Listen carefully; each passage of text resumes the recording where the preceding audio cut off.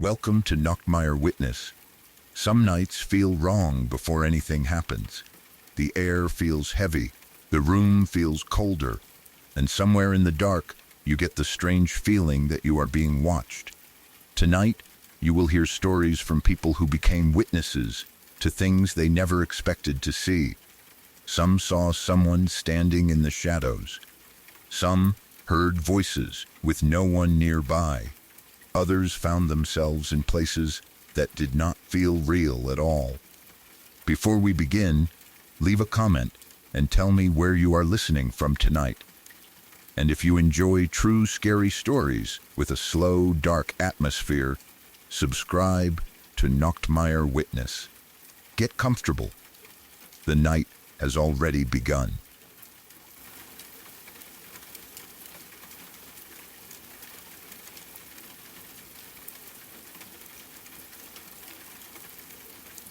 This one isn't really scary in the dramatic horror movie kind of way, but it has always stuck with me because of how simple and normal it started.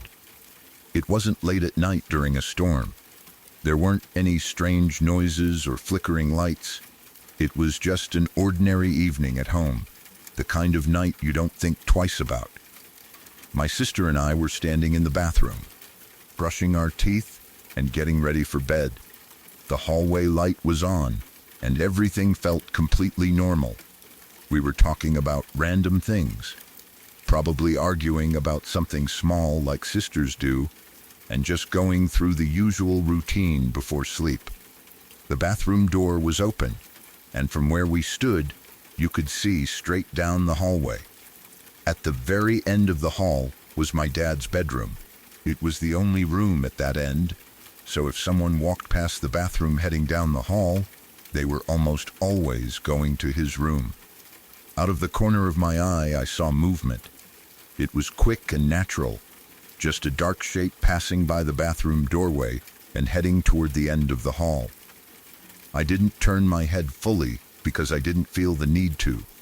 My brain immediately filled in the details. Dad walking to his bedroom. Simple, normal, nothing strange about that. I didn't say anything. It didn't even register as important enough to mention. I just kept brushing my teeth. A couple of seconds later, my sister suddenly called out, "Dad?" Her voice wasn't scared. It was casual, like she just remembered something she wanted to ask him. When there was no response, she leaned slightly toward the doorway and said it again, a little louder this time. "Dad?" Still nothing. She looked at me with a small frown and asked if he was mad at her. She thought maybe he was ignoring her on purpose. I shrugged and told her I didn't know, but that I saw him walk by too. At that point, it was still completely normal in my mind. We both assumed he just didn't feel like answering. But then we stepped out into the hallway. His bedroom door was closed. That wasn't unusual, but something about the silence felt off. My sister walked down first and knocked lightly before opening it. We both leaned inside and called his name. There was no one there. The room was empty. The bed was made. The lights were off. It looked like it hadn't been used in hours. We both stood there for a second, confused. Maybe he went downstairs? Maybe he walked into another room without us noticing? We called down to our mom, asking where Dad was. Her voice floated up from downstairs, calm and normal. She said no one was home except her and us. That was the moment everything shifted. My sister and I slowly looked at each other. Neither of us had said anything about what we saw until that point. We hadn't compared notes. We hadn't influenced each other. Yet we both knew exactly what the other was thinking. We both saw a dark shape walk past the bathroom. We had just automatically assumed it was Dad, because that made the most sense. A tall, dark figure heading down the hallway. That's what dads look like in low light. That's what you expect to see. But he hadn't been there at all. My sister had never experienced anything like that before. She wasn't someone who imagined shadows or got spooked easily. For her, that moment was the first and only time she had seen something she couldn't explain. For me, though, It wasn't the first. I've lived in this house my entire life. Every childhood memory I have is tied to these rooms. I know how the floors creak. I know how the air feels at night. And when I was younger, there were things that used to happen that I never really talked about. When I was a kid, I used to play piano in the living room. The piano was positioned so that I faced slightly toward the center of the room while playing. Behind me and to the side was open space leading into the rest of the house. I would sit there, practicing, trying to focus on the music. And every now and then, I would see something move out of the corner of my eye. It was always the same kind of thing. A black shape, not detailed, not clear, just a darker than dark figure slipping across the edge of my vision.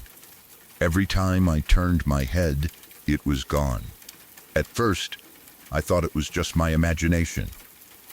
You know how sometimes your eyes play tricks on you, especially when you're concentrating? But it kept happening, not constantly, but often enough that I started to dread practicing piano. I would feel like something was standing behind me, watching quietly, not touching me, not making noise, just there. I began to hate going into the living room alone. The worst part wasn't even during the day, it was at night. For most of my childhood, sleeping was a struggle. I would go to bed early while everyone else was still awake. I did that on purpose. As long as I could hear my family moving around the house, talking, watching TV, it felt safe.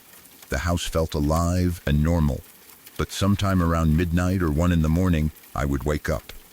Not fully awake, just halfway between sleeping and conscious. In that heavy, foggy state where you can't tell if you're dreaming or not. That's when I would see them. 4 black figures standing around my bed. They weren't detailed. I couldn't see faces or clothes. They were just solid, human-shaped shadows, darker than the room around them.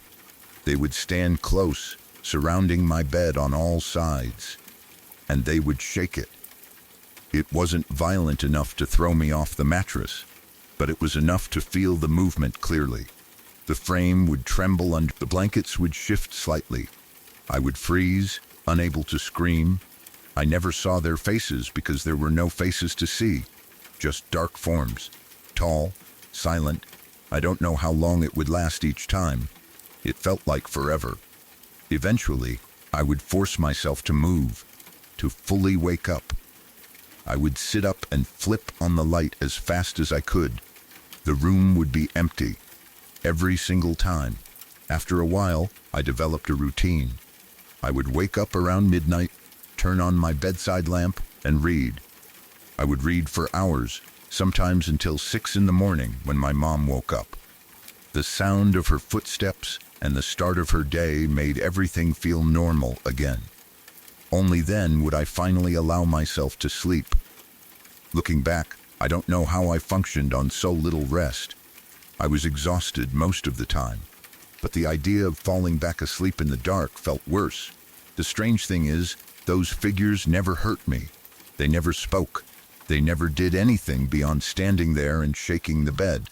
It was terrifying in the moment, but there was no escalation, no physical harm. Eventually, as I got older, it just stopped. The black shapes in the living room faded away. The figures around my bed stopped appearing. The nights became quiet. I don't remember a specific day when it ended. It just gradually became normal again. I still live in the same room now. The same walls. The same window. The same bed placement. Sometimes I think about how many nights I lay there, staring at the ceiling, too afraid to close my eyes. It feels like it happened to a different version of me.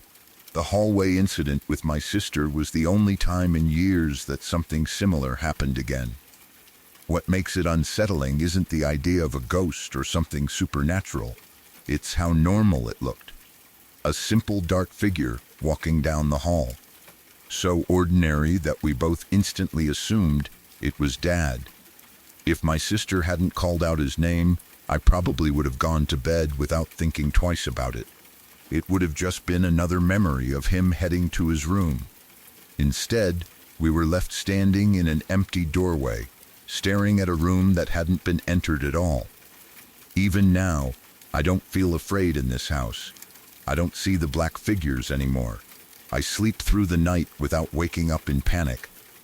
Whatever used to happen here seems to have stopped, but every now and then when I'm walking down the hallway late at night and I catch a glimpse of movement out of the corner of my eye, I feel that old, familiar tension for just a second, and then I remind myself that I've lived here my whole life. And for now, everything is quiet.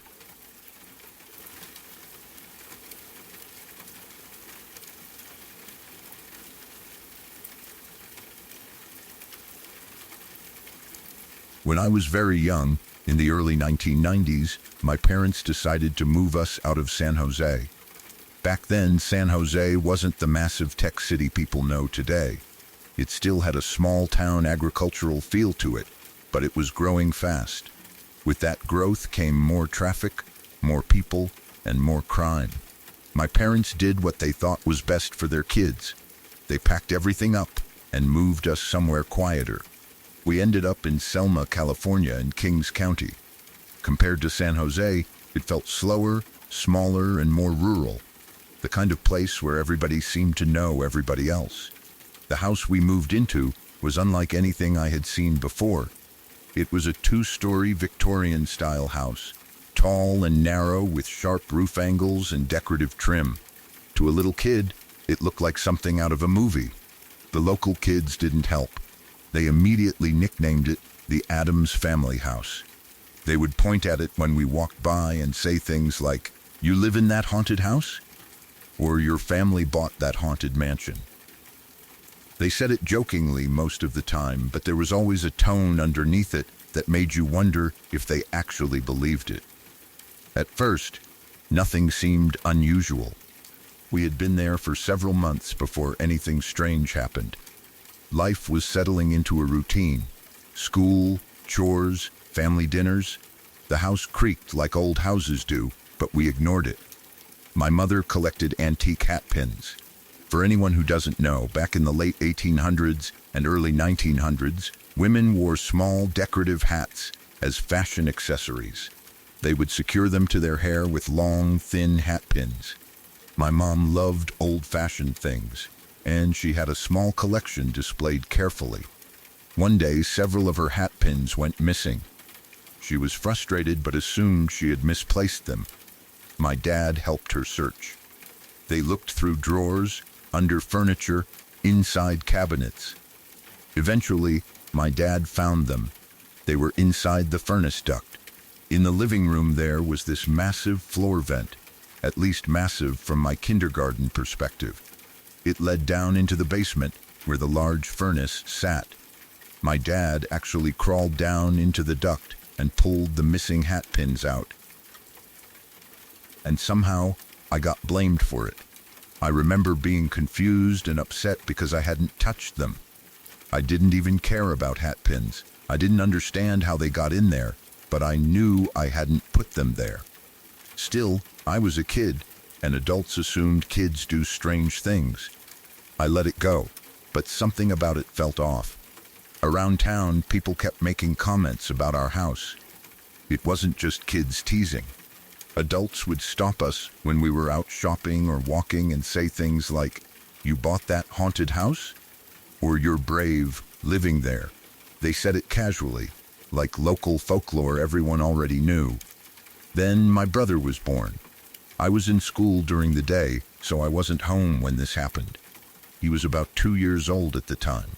My mom told me later that he came downstairs crying one afternoon. He was upset, saying, "The girl won't share my toys." My mom was confused. She thought maybe the neighbor's daughter had wandered into the house again. The girl next door sometimes came over without much warning.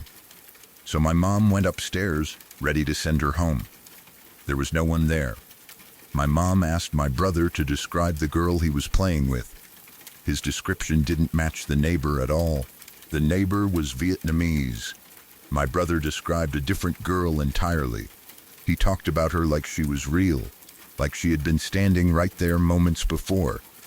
That wasn't the only time something unsettling happened. I remember one night very clearly. My father tucked my brother and me into bed. We were sharing a room at the time.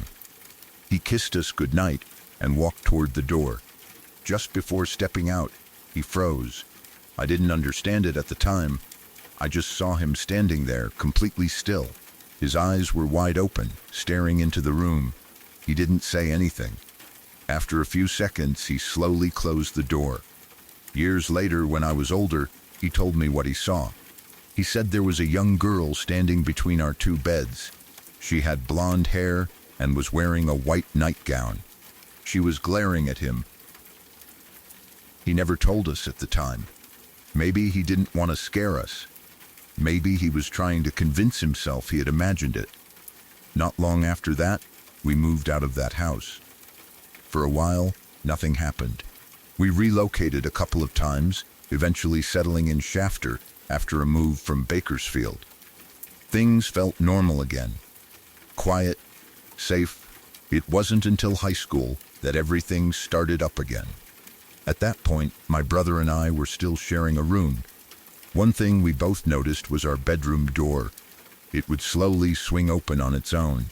Not in a dramatic way, just gently, like someone standing in the hallway was pushing it back and forth with their fingertips. It felt almost playful, like a parent watching their kids from the doorway. One day, we were sitting on the floor playing Killer Instinct on our game console. We were competitive, loud, arguing about who was better. Normal brother stuff. The louder we got, the more the door started moving. It would open a little, then close.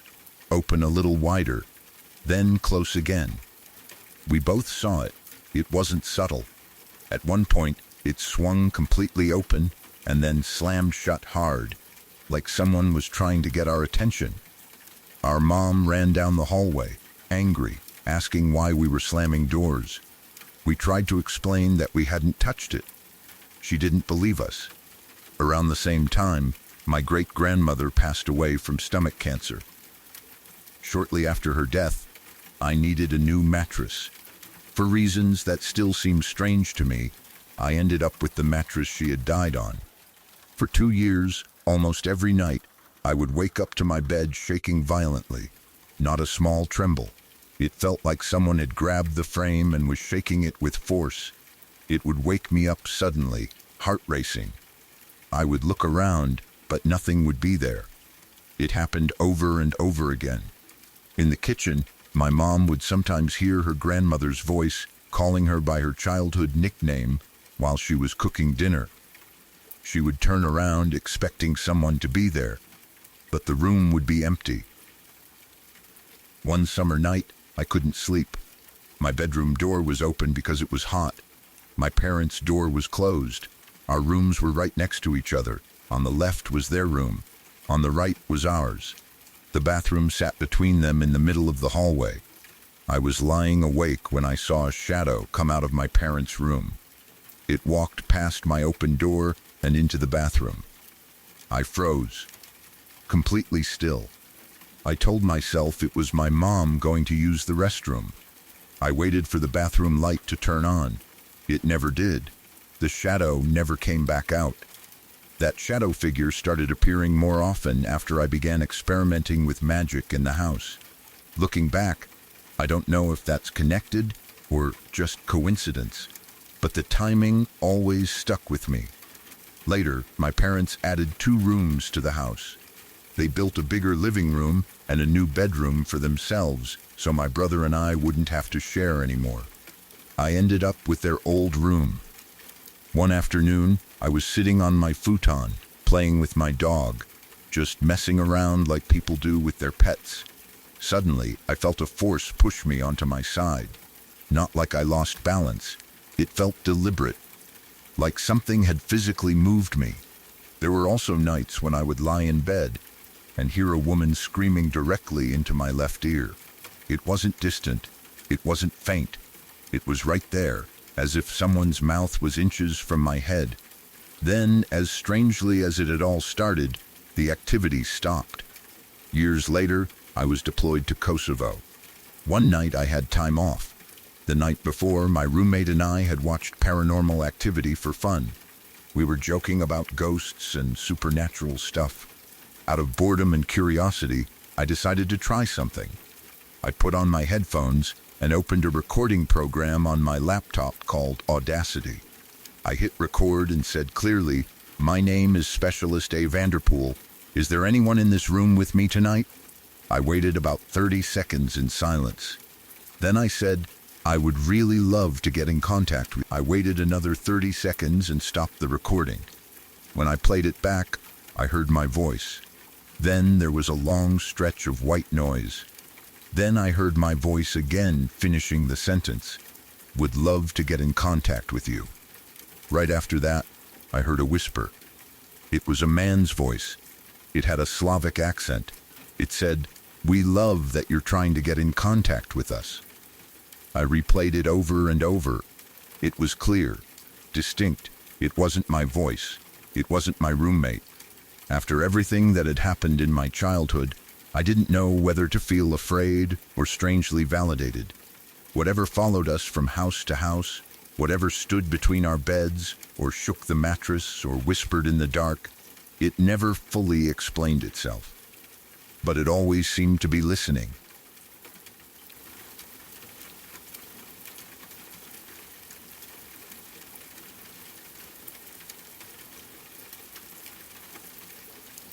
About 2 years ago, on Halloween night, my friends and I were out trick-or-treating around my neighborhood. We were probably a little too old for it, but that didn't matter. Halloween was one of those nights where nobody really cared how old you were. The whole neighborhood would be alive, porch lights glowing, decorations hanging from trees, fake spiderwebs stretched across bushes, kids laughing, running from house to house with pillowcases and plastic pumpkins full of candy. If you imagine my neighborhood as a long horizontal rectangle, my house sits at the far left end. The elementary school is more toward the center, and the spot where my friends and I ended up that night was at the far right end. We had slowly worked our way across the entire neighborhood, stopping at nearly every house with a porch light on. By the time we reached that far end, it was late. Most of the younger kids had already gone home. Around 11 p.m., the weather changed without much warning. The sky opened up, and it started pouring hard. Not a light drizzle, not something you could ignore. It was one of those sudden downpours where within seconds, you're completely soaked. The wind picked up too, making it even worse. Candy bags got wet. Costumes clung to our skin. The fun energy of the night started fading fast. One of my friends lived nearby and decided to call it quits and run home. The rest of us scattered in different directions. I was left to walk all the way back across the neighborhood to my house on the far left end. Normally, I would have just followed the sidewalks up toward the main street, crossed over, and then come back down toward my block. But the rain was so heavy that I didn't want to take the long route. I didn't want to walk all the way up to the street, across, and then down again while getting absolutely drenched. Instead, I decided to cut through the center of the neighborhood. There's an elementary school there, surrounded by an open field they use for recess. During the day, it's just a normal, harmless place. Kids running around, teachers watching from the sidelines. But at night, especially in bad weather, it feels completely different. By the time I reached the school grounds, the rain was coming down in sheets. The streetlights around the area created this hazy glow through the rain, making everything look slightly blurred and distant. The playground equipment was empty. The swings were still. The field stretched out wide and dark. I started walking around the back of the school building. I wasn't cutting straight across the field. I stayed along the outskirts, near the edge of the grass, keeping the building to my left and the open space to my right. My shoes were soaked, and I could hear the squish with every step. The only sounds were the rain hitting the ground and the occasional distant rumble of thunder. That's when I saw her. In the middle of the field, not near the edges, not near the building, but right in the center, there was a figure, hunched over slightly, holding a leash. At the other end of that leash was a dog. They were both completely still. At first I thought maybe my eyes were playing tricks on me because of the rain, but no. As I kept walking, I could see them clearly through the downpour. The person wasn't moving. The dog wasn't moving, not even shifting its weight. The rain was pouring down hard, and yet neither of them reacted to it. The dog's ears didn't flick. It didn't shake off water.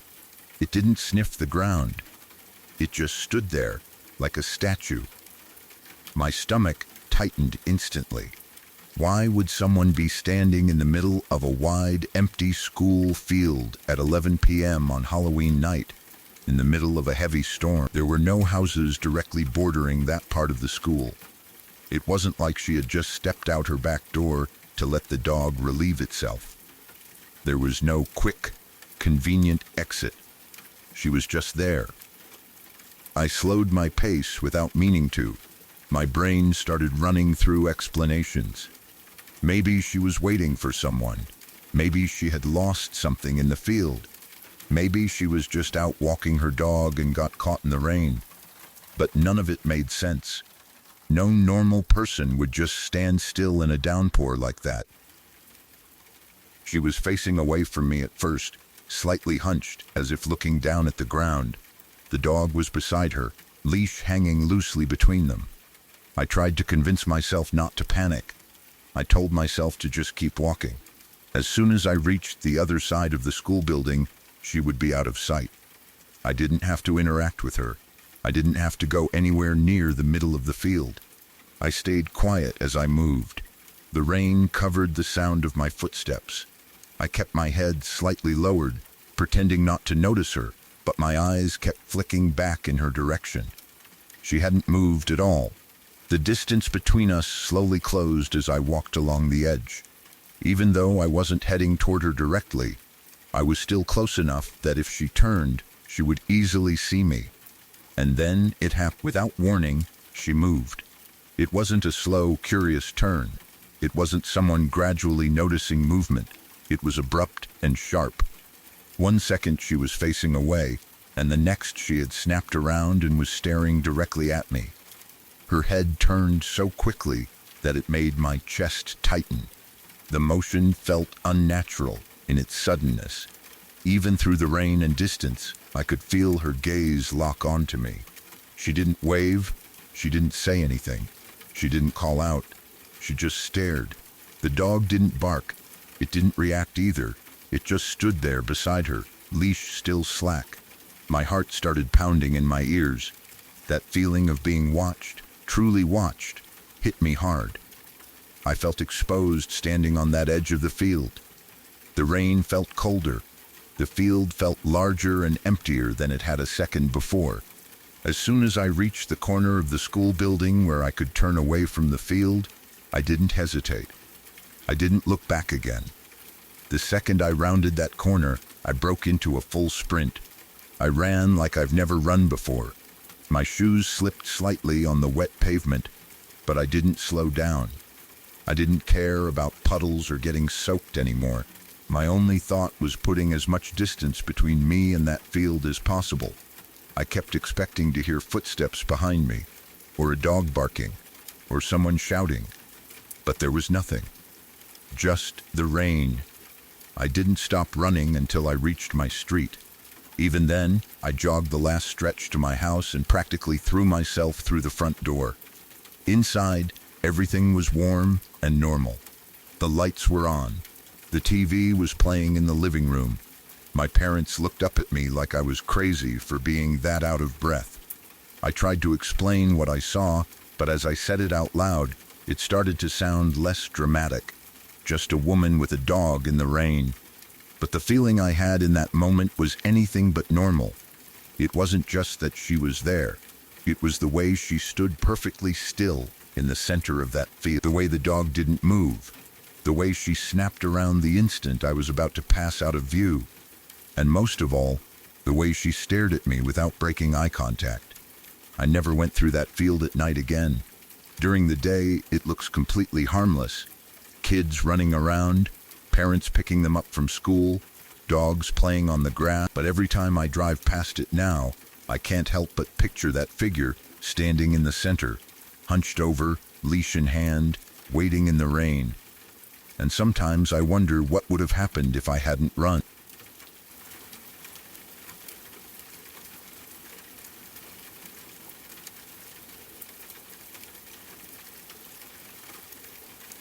When I was 14, I went to stay at my uncle's new house in Kent.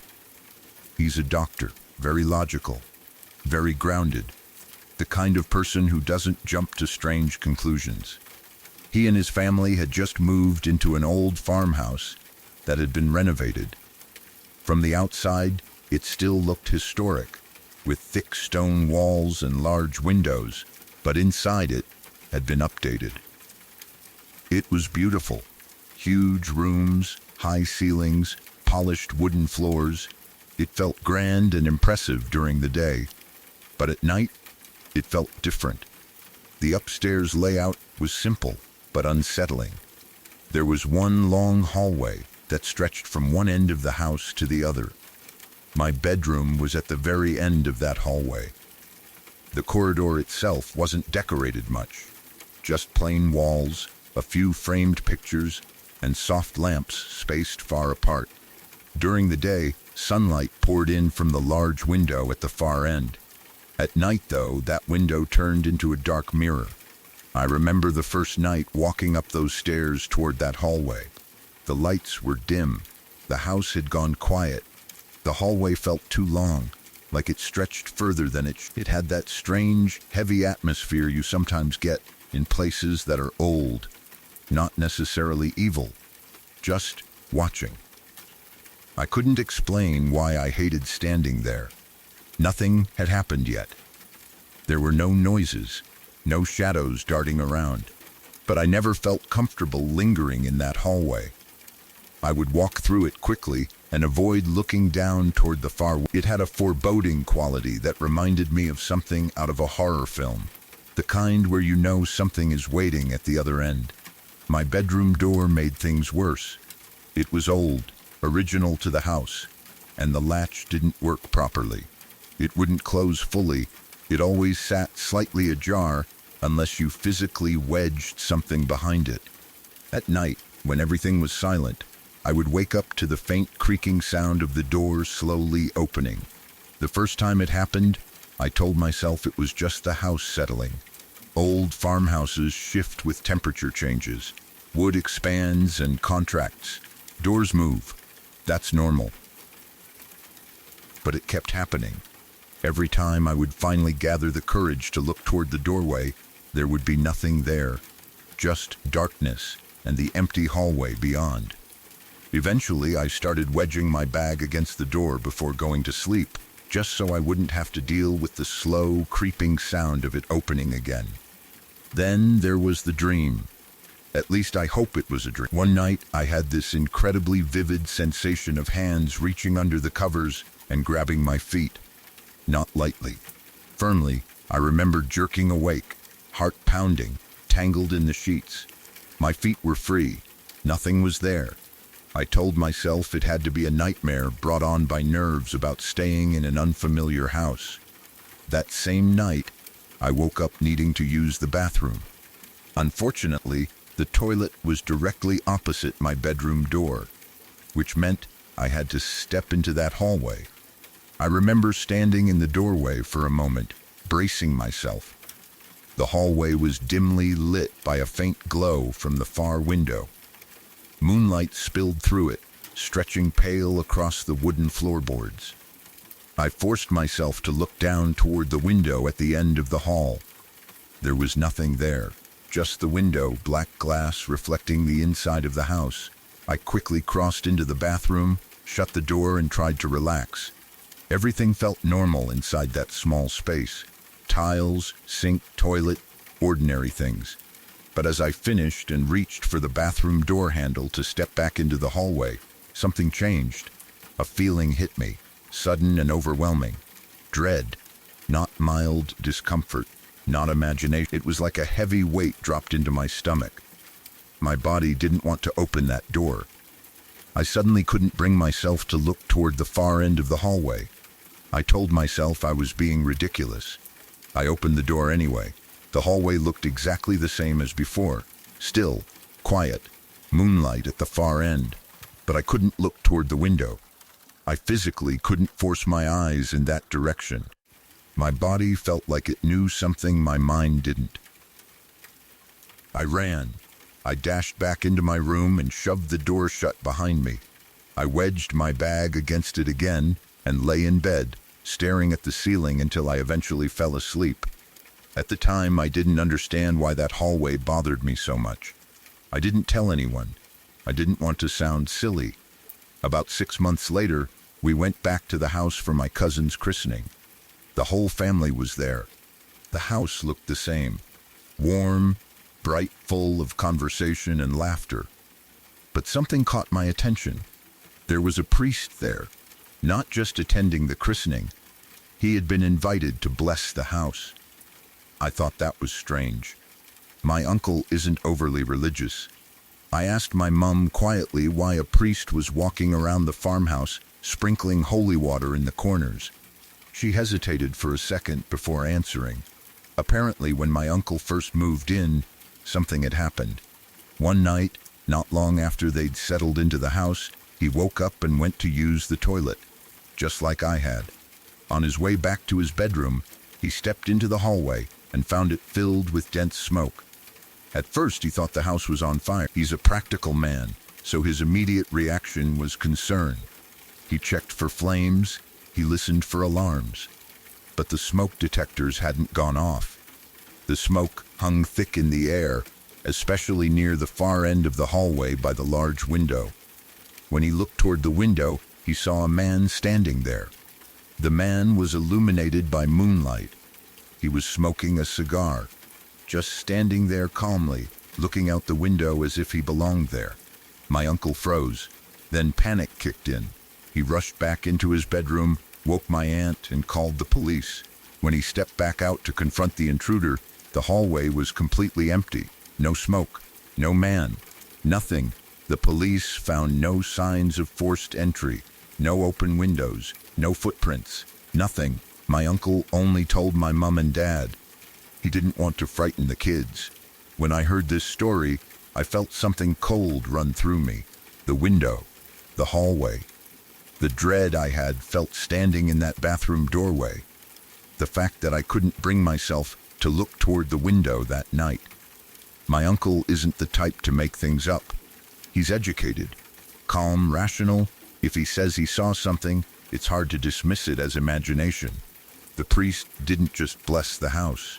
From what I overheard, he performed a minor exorcism. They didn't call it that openly, but that's essentially what it was. Nothing strange happened during the rest of my stay. No more dreams, no creaking door.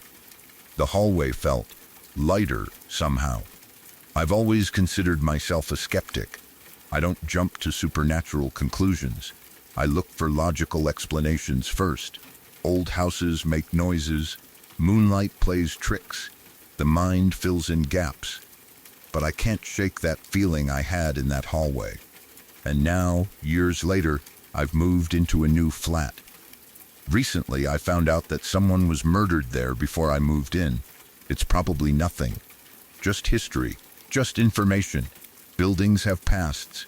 But sometimes, late at night, when I wake up and the room is quiet, I find myself staring toward my bedroom door, and I wonder how much of what we feel in certain spaces is imagination, and how much of it is memory that doesn't belong to us.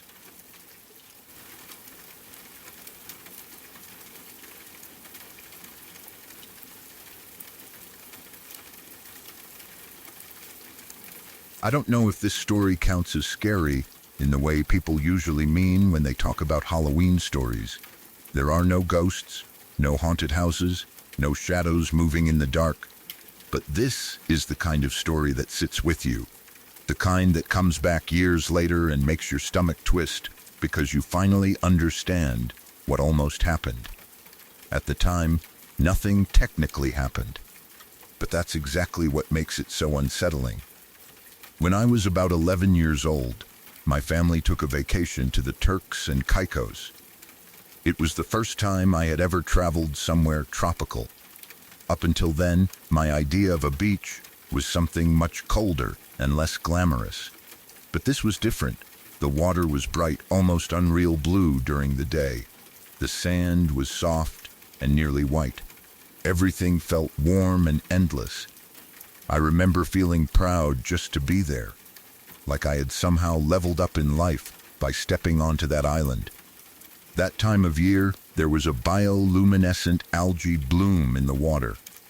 At night, when the surface was disturbed, it would glow, not just faintly shimmer, but glow like tiny stars trapped beneath the waves. Local guides ran boat tours so tourists could go out into the dark water and experience it. It sounded magical, and my parents signed us up. The tour was scheduled late in the evening. By the time we boarded the small boat, the sky was fully dark. Out on the water, away from buildings and streetlights, the darkness felt deeper than anything I was used to.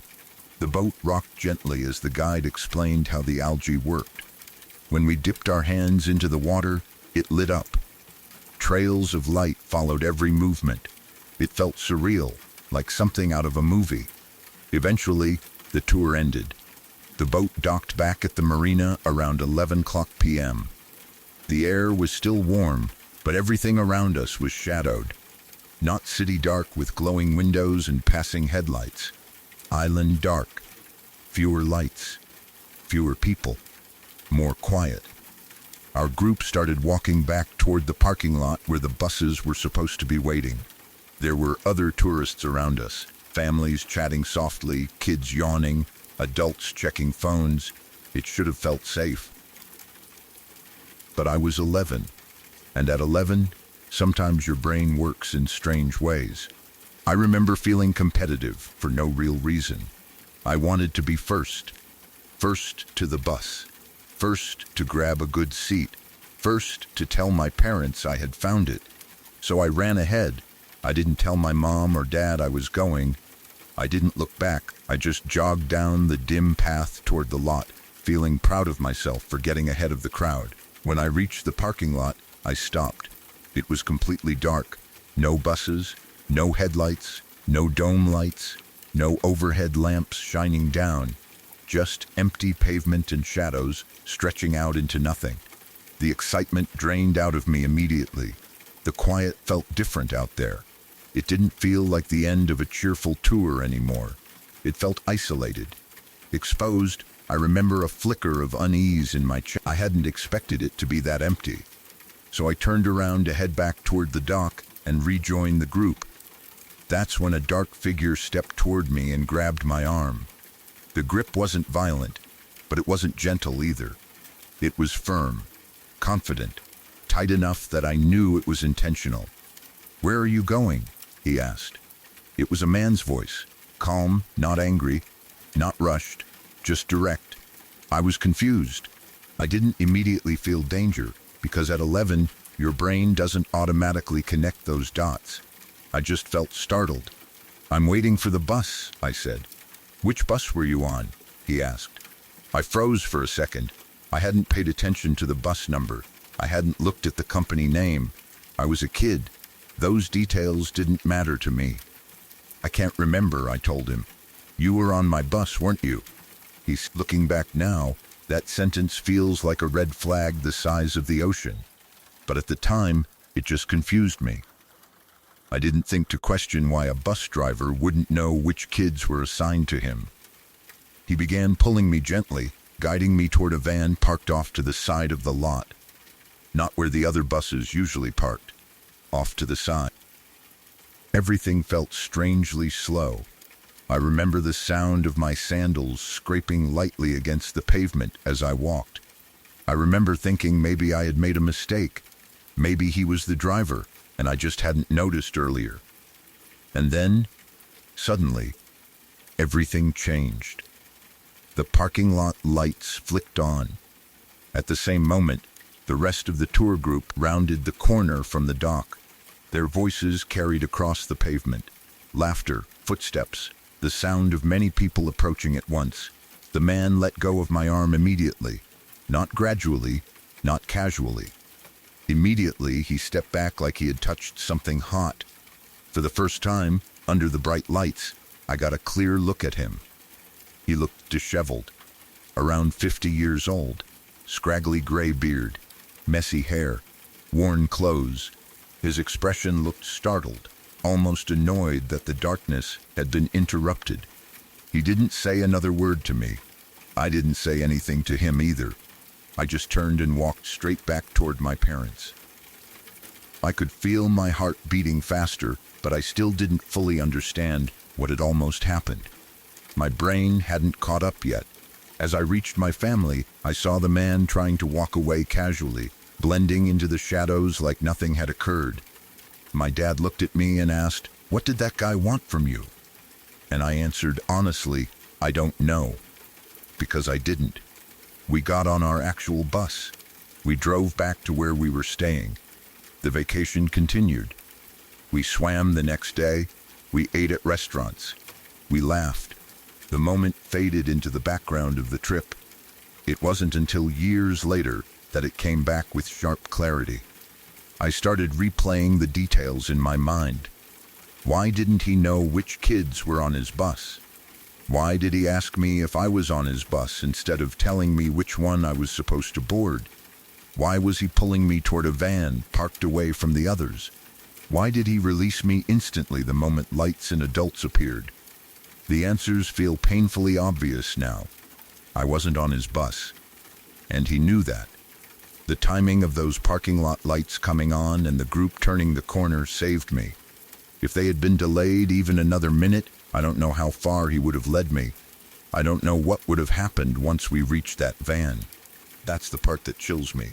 Not the grabbing, not the questions, but the realization that I was seconds away from being alone in a dark lot with a man who had no reason to be holding my arm. When I think about my 11-year-old self running ahead without looking back, I feel this heavy mix of gratitude and disbelief. I was so naive, so unaware of how vulnerable I was. Nothing supernatural happened that night. No ghosts. No strange shadows. But sometimes the scariest stories are the ones where the threat is very real, and where you only understand how close you came once you're old enough to truly see it.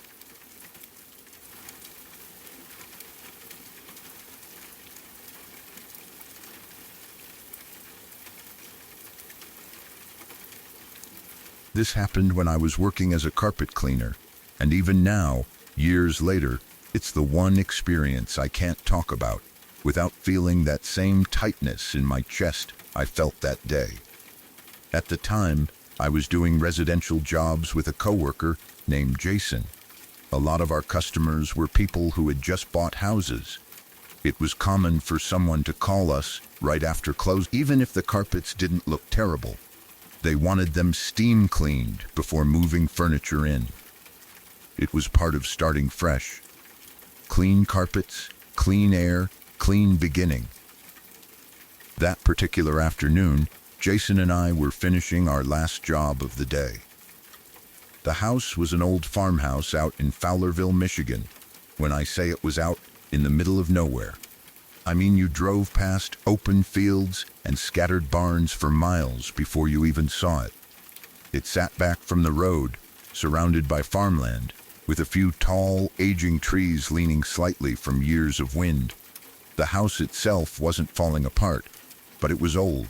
Solid, heavy timber framing, uneven floors, thick wooden trim, doors that didn't quite sit square in their frames, the kind of place that smelled faintly like old wood and dust, no matter how clean it was. A young couple had just purchased it. They were downstairs in the kitchen while we worked, talking about renovations and where they were going to put appliances. The house was completely unfurnished, which made every sound echo more than usual. Even our footsteps seemed louder than normal. We had already finished most of the downstairs, and we're working our way through the upstairs bedrooms. For anyone who hasn't seen how professional carpet cleaning works, after you steam clean the carpet with the wand, you use a rake-like tool to groom it.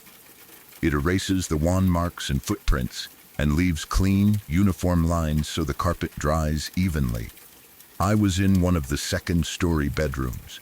The room connected to another bedroom through a walk-in closet, so you could go from bedroom A into the closet and from the closet into bedroom B. It wasn't unusual for old farmhouses to have layouts like that. I had just about finished raking the carpet in the room I was in. The lines looked perfect, clean, straight, evenly spaced. No footprints, no marks. That's when all the coffee I'd had that day reminded me it existed. The hallway bathroom was only a few steps away. I stepped out of the room, walked into the bathroom, and was gone maybe a minute, 2 at most. I washed my hands and came right back. When I stepped into the bedroom again, I stopped mid-step. There were footprints in the carpet, fresh ones. They cut right across the rake lines I had just made, clear depressions in the fibers, starting from the closet entrance and coming several steps into the room. My first thought was simple: Jason. I figured he must have come upstairs while I was in the bathroom, walked through the other bedroom, cut through the closet, and stepped into the room to check my work. It annoyed me a bit because once you rake a room, you try not to step in it again unless you absolutely have to. I walked to the doorway and leaned into the hallway. Jason wasn't upstairs. I could hear him downstairs, still running the machine in the den. The hum of the equipment was steady and unmistakable. For a second, I just stood there confused. Maybe I had missed that section. Maybe I hadn't raked as far back as I thought. I walked back into the room and carefully re-raked the area with the footprints. I even went back over my own tracks, making sure everything looked clean and uniform. That's when the power went out. Everything shut off at once. The lights, the hum of the machine downstairs, the sudden silence was heavy, almost physical. The old farmhouse felt darker instantly. It only lasted a few seconds before the lights flickered back on. From downstairs, the couple called up apologies. Apparently, they had an electrician installing an extra circuit for a garbage disposal, and something had tripped. I exhaled and went back to work. Then I looked down. The footprints were back. Same area, same direction, starting from the closet entrance. This time, I felt irritation mixed with something else. Confusion that didn't sit right. No one had come upstairs in those few seconds of darkness. I would have heard them. The hallway floor creaked with every step, and I hadn't left the room long enough for someone to sneak in and out. Still, I told myself there had to be an explanation. I raked the prints out again, slower this time. I focused on the pattern, making sure the lines were crisp and even. I was determined to finish the room and move on. As I turned toward the hallway to head downstairs, I heard it, a chuckle. It came from inside the closet. It wasn't loud, it wasn't exaggerated, just a soft, almost amused sound, like someone stifling a laugh. My immediate reaction wasn't fear, it was annoyance. "Ha, very funny," I called toward the closet. "I'll just have you redo it then." I was completely convinced Jason had somehow come upstairs and was messing with me. Then I heard Jason's voice from downstairs. "What?" It wasn't muffled. It wasn't distant in a vague way. It was clearly coming from the first floor. That's when everything changed. The hair on the back of my neck stood up instantly. A cold sensation ran down my spine, sharp and undeniable. I stood there, staring at the dark opening of the closet. The room felt too quiet. The air felt heavier. "Hello," I said, but my voice didn't sound steady anymore. No response, just the faint settling sounds of an old house. Then it happened. Right in front of me, just outside the closet threshold, 2 footprints appeared. They didn't form slowly. They didn't fade in gradually. The carpet fibers flattened under weight. Two distinct impressions, side by side, as if someone invisible had stepped forward and stopped. Facing me, I didn't see legs. I didn't see a body. I didn't see shadows shift. Just the carpet pressing down as if someone was standing there. My brain scrambled for logic. Maybe the padding underneath was shifting. Maybe the power outage had caused some kind of vibration. Maybe moisture from the cleaning was reacting to pressure changes. But deep down, I knew what it looked like. It looked like someone had stepped out of that closet and was standing in front of me. I didn't scream. I didn't run. I backed toward the hallway slowly at first, then turned and walked down the stairs as calmly as I could. Every step felt deliberate. I just needed to be downstairs. Jason looked at me immediately. He must have seen something in my face because he asked if I was okay. I told him what had happened. He laughed at first, thought I was joking. But when I described the footprints pressing down in front of me, his expression changed. We both went upstairs together. The room looked completely normal. No new footprints, no disturbance, just clean rake lines across the carpet. I didn't say much after that. We finished the job and left. I've replayed it in my head countless times. I've tried to come up with every rational explanation I can think of. Carpet fibers can shift as they dry. Air pressure can change in old houses. Subfloors can flex. The mind can misinterpret things when you're tired. But I know what I saw. I saw two footprints press into freshly groomed carpet, as if someone unseen had stepped into the room. And I heard a quiet chuckle from an empty closet. There was no dramatic climax, no doors slamming, no objects flying, just footprints. And that laugh. Sometimes the simplest moments are the ones that stay with you the longest.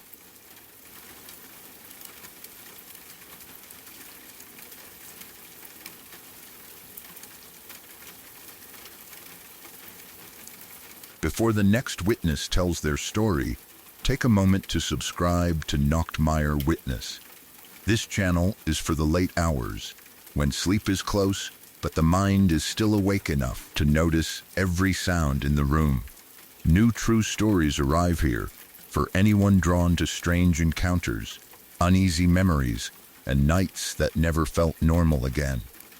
Leave a like if the stories have pulled you in so far. Now, let's return to the darkness.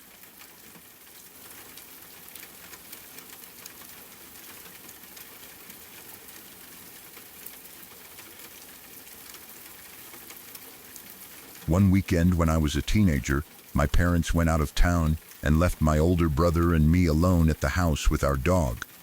We weren't little kids, but we weren't exactly adults either. I think we were around 15 and 13 at the time. Old enough to stay home without a babysitter, old enough to cook something simple and lock the doors at night, but still young enough to feel that strange mix of excitement and nervous energy that comes when the house belongs to you for a few days. The air inside felt different without our parents there. The rooms seemed bigger, the sounds seemed louder, every creak carried farther. That night, instead of sleeping in our own bedrooms, we decided to camp out in the living room. It felt like the kind of thing you do when you're temporarily in charge of your own world. We dragged our sleeping bags out from the closets and spread them across the carpet. We piled up blankets and pillows from the couch, dimmed the lights, and left only a small lamp glowing in the corner. The television was on at first, but we muted it and just let it flicker quietly, more for company than anything else. We stayed up later than we normally would have. We talked about school, about friends, about things that felt important at the time, and things that were completely pointless. We laughed too loudly. We told dumb jokes. Every now and then we'd lower our voices instinctively, even though there was no one there to tell us to go to bed. There was something freeing about it, like we were getting away with something harmless and small. Our dog was with us, of course. He always was. He wasn't just a pet who stayed in the yard or slept in a crate. He was part of everything. He lay stretched out near our feet while we talked, occasionally lifting his head when we laughed too hard. He had that steady, grounded presence that made you feel like the house was secure simply because he was in it. He wasn't aggressive, but he was protective in a quiet way. If someone walked past the front yard, he would notice before we did. If a car door shut outside, his ears would twitch. He was alert, but calm, loyal in a way that didn't need to be loud. Eventually, the house grew quiet. The television glow faded when we shut it off completely. The lamp in the corner cast long shadows against the wall. It must have been late. I vaguely remember glancing at the clock at some point and seeing something around 1 or maybe even 2 in the morning. The kind of hour when the world feels suspended, when most people are asleep and the night presses in heavier than usual. We were settling down. Our giggling had slowed. The excitement of being alone had worn off, replaced by that soft drowsiness that creeps in when you've talked yourself tired. I was lying on my back, staring up at the ceiling, listening to the faint hum of the refrigerator from the kitchen and the occasional shift of the house as it cooled in the night air. And then, without warning, our dog froze. It wasn't gradual. 1 second he was relaxed, breathing slow and steady, and the next his body went rigid.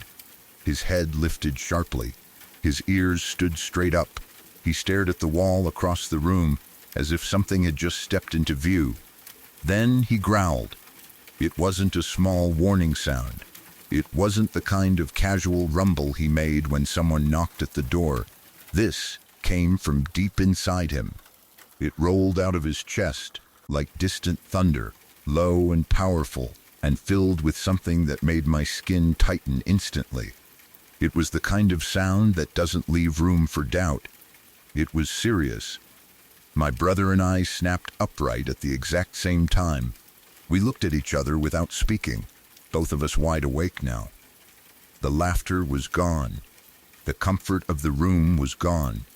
All that existed in that moment was the sound of our dog's growl vibrating through the quiet house. He was staring at the wall, not the door, not the window, not the hallway, just the wall. We immediately started trying to calm him down. We reached out and petted him, calling his name softly. We encouraged him to move, to show us what was wrong. Usually if something startled him, he would go to the source. He would sniff the door, pace toward the window, position himself between us and whatever he thought was a threat. That's what we were waiting for. Some clear signal, some direction we could follow. But he didn't move. He just kept staring at the wall. The growl shifted. At first it was deep and steady, like a warning. Then it changed. It became uneven, almost confused. The low rumble broke into a harsher, guttural snarl, then softened again into something uncertain. It was as if he was trying to understand what he was seeing or sensing, and couldn't quite figure it out. The room felt smaller suddenly. The shadows on the walls seemed darker. I remember becoming acutely aware of every detail: the ticking of the clock, the faint rush of air through the vents, the distant sound of a car passing somewhere far away outside. None of it explained why he was reacting the way he was. My brother whispered, asking if I saw anything. I shook my head. I asked him the same. Nothing. We scanned the wall carefully. It was blank, just paint and the faint reflection of the lamp's glow. No movement, no shape, no shadow that didn't belong there. But our dog didn't stop. After what felt like several long minutes of this, the fear started to sink in deeper. It wasn't just that he was growling, it was how focused he was, how completely locked on to that one spot. He wasn't distracted by us. He wasn't responding to our attempts to comfort him. He was fixed on something we couldn't see. That's when we decided to call for help. It might sound dramatic, but at that age, alone in the middle of the night, with a dog who had never reacted like this before, it felt necessary. We didn't call the police. Instead, we called someone we trusted deeply, the husband of my second-grade teacher. She had been my favorite teacher, and their family was close to ours. He was the kind of adult who made you feel safe just by being present. Calm, capable, practical. We explained what was happening in rushed, nervous voices. He didn't laugh at us. He didn't brush it off. He said he'd be right there. I remember looking out the front window a few minutes later and seeing his SUV turn onto our street. He drove fast, headlights cutting through the dark. When he pulled into our driveway, he flipped on all of the external lights mounted on his vehicle.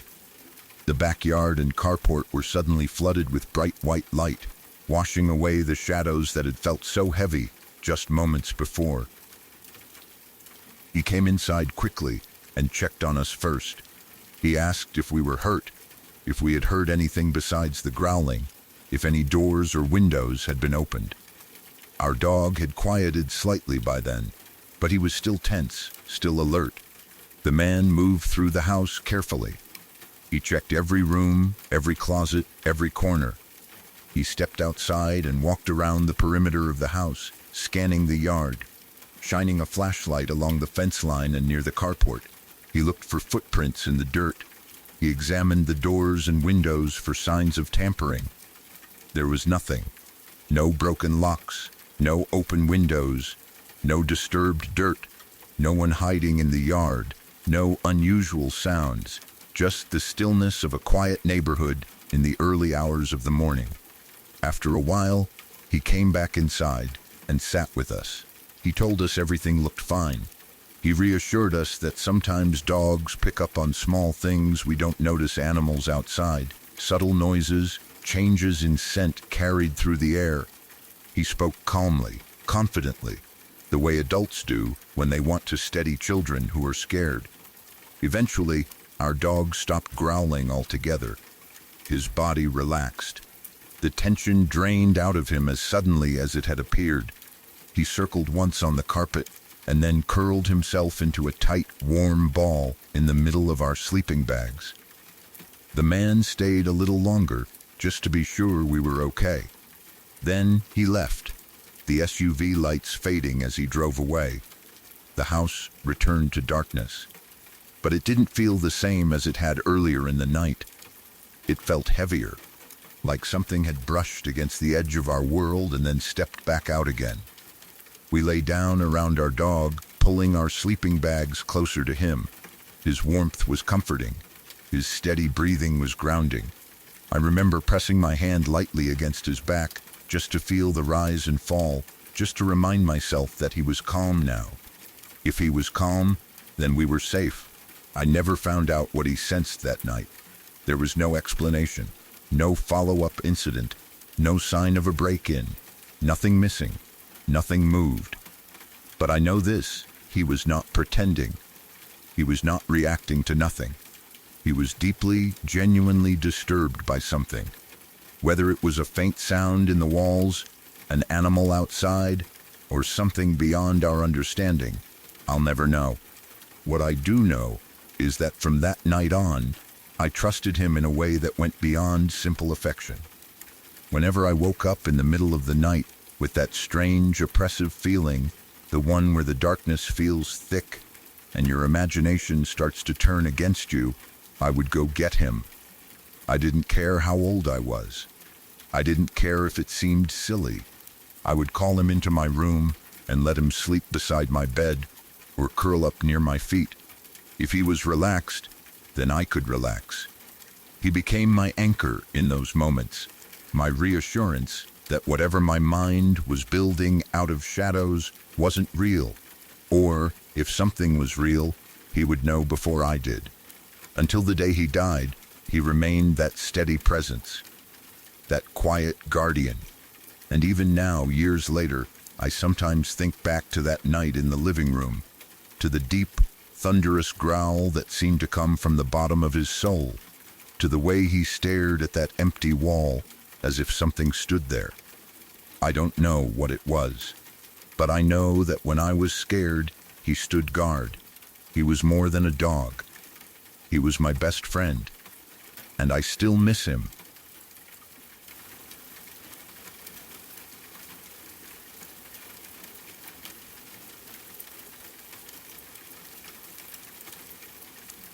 I used to be really close friends with this kid named Andrew, who lived around the block from me. For a couple of years, we were basically inseparable. It was that stage of life where you're 16, maybe 17, and you think you're grown just because you can stay out past midnight without anyone calling your phone every 5 minutes. Our town wasn't big, and there wasn't much to do, so we made our own fun. Andrew lived in an old 2-family house. He and his mom had the upstairs unit, and his great-grandparents lived downstairs. The house had that worn-in, slightly crooked feel that older homes get over time. The stairs creaked no matter how carefully you walked on them. The hallways were narrow. The lighting downstairs was dim and yellow, but to us, it was perfect. Andrew's attic bedroom was basically headquarters for our friend group. His mom worked a lot and was rarely home at night, and his great-grandparents kept to themselves downstairs. So we had more freedom than most kids our age. We'd pile into his attic room with cheap beer, terrible horror movies, and the kind of loud conversations that felt incredibly important at the time. We'd talk about school, relationships, stupid rumors, big plans for the future that none of us actually understood yet. Andrew had started dating our friend Beth, so after that, it was usually the three of us hanging out late. We'd stay up until 4 or 5 in the morning without even realizing it. Time just moved differently up there. One night, it was just the three of us. No extra friends, no loud music, just us in the attic watching movies and messing around. It was already around 3 a.m. when we realized we were thirsty. Andrew said he'd run downstairs to grab some drinks from his great-grandparents' kitchen. They always had soda or juice stocked, and he went down there all the time. It wasn't strange. He headed down the attic stairs and disappeared into the quiet house. Beth and I stayed upstairs, still watching the movie. We didn't think much of it. He was gone a little longer than usual, but not long enough to panic. Beth eventually curled up and fell asleep on the mattress. A few minutes later, Andrew came back up. The moment he stepped into the attic, I knew something was wrong. He looked pale, not tired pale, not annoyed pale, completely drained, like someone had wiped the color off his face. His eyes looked wide, but not in a dramatic way, just distant. He handed me a drink without saying anything and sat down. I asked him what was wrong. I told him he looked like he'd seen a... He didn't laugh. He didn't roll his eyes. He just shook his head slightly and said he'd tell me in the morning. He didn't want to wake Beth or freak her out. Then he lay down and tried to sleep. I didn't sleep much that night. The next morning, on the drive to school, I finally pressed him. I asked him what the hell had happened downstairs. He stayed quiet for a second before starting to talk. He said when he went downstairs, the house was pitch black, except for a small dim light in the kitchen. It was 3 a.m., so his great-grandparents were asleep. He walked into the kitchen like he always did. The sodas were kept on the floor near the table, pushed up against the wall. As he bent down to grab them, he felt something. He couldn't explain it clearly. He didn't know if he saw a reflection in the sliding glass doors that led to the back porch, or if it was just a sudden awareness, but he felt like something was behind him. So he looked up, and leaning against the sink to his left was a figure. He described it slowly, like he was replaying it in his head. Tall, skinny, almost too skinny, lanky arms, dressed completely in not like normal clothes exactly, but something that blended into the darkness. He said the outline looked slightly fuzzy around the edges, like it wasn't fully solid. Its skin was pale, not normal pale. White, almost glowing in contrast to the dark room. It had greasy black hair hanging down, and its face was twisted into a smirk. And where its eyes should have been, there were 2 deep, black holes. No reflection, just emptiness. He said it was leaning casually against the sink with its arms folded and one leg crossed over the other like it was completely relaxed, watching him. Instead of screaming, Andrew said he just stood up and started walking toward the kitchen door that led to the hallway. He tried to act like he didn't see it, like if he ignored it, it wouldn't react. But when he reached the door, it was there again. Same stance, same smirk, same black holes for eyes, standing in the doorway. He stepped into the hallway that led to the stairs up to his attic room, and it was there again. In the hallway, same posture, same expression. That's when he ran. He sprinted up the stairs, slammed the attic door behind him, and forced himself to act normal when he came back into the room. That's when I saw him pale as hell and asked what was wrong. The story stuck with me all week. I kept replaying the description in my head. The smirk, the eyes, the way he said it stood like it was waiting. We told a few of our friends about it. Most of them laughed. They thought Andrew was messing with us or trying to scare Beth. About a month later, we told our friend Alex. Alex was the most skeptical person I knew. He didn't believe in anything supernatural. He immediately called Andrew a liar and said he was making it up for attention. Andrew got mad. "Come over tonight," he said. "Go down there yourself." Alex agreed. Later that night, we were back in the attic like usual. Around 3:30 a.m., Alex stood up and said he was ready. Andrew walked him downstairs to the kitchen and then came back up. We waited. 10 minutes passed. Then 15. The house was silent except for the faint creaks of old wood settling. Then we heard slow footsteps on the stairs. The attic door slowly opened. Alex stepped into the room. He looked wrecked, not hysterical, not screaming, just pale, quiet, like something had drained him. I immediately asked, "Did you see it?" He didn't answer at first. Then he nodded. We sat him down, gave him a beer, let him smoke a cigarette. He took a minute before talking. He said he went downstairs and sat at the kitchen table in the dim light. He put his head in his hands and tried to focus, thinking about how ridiculous the story was.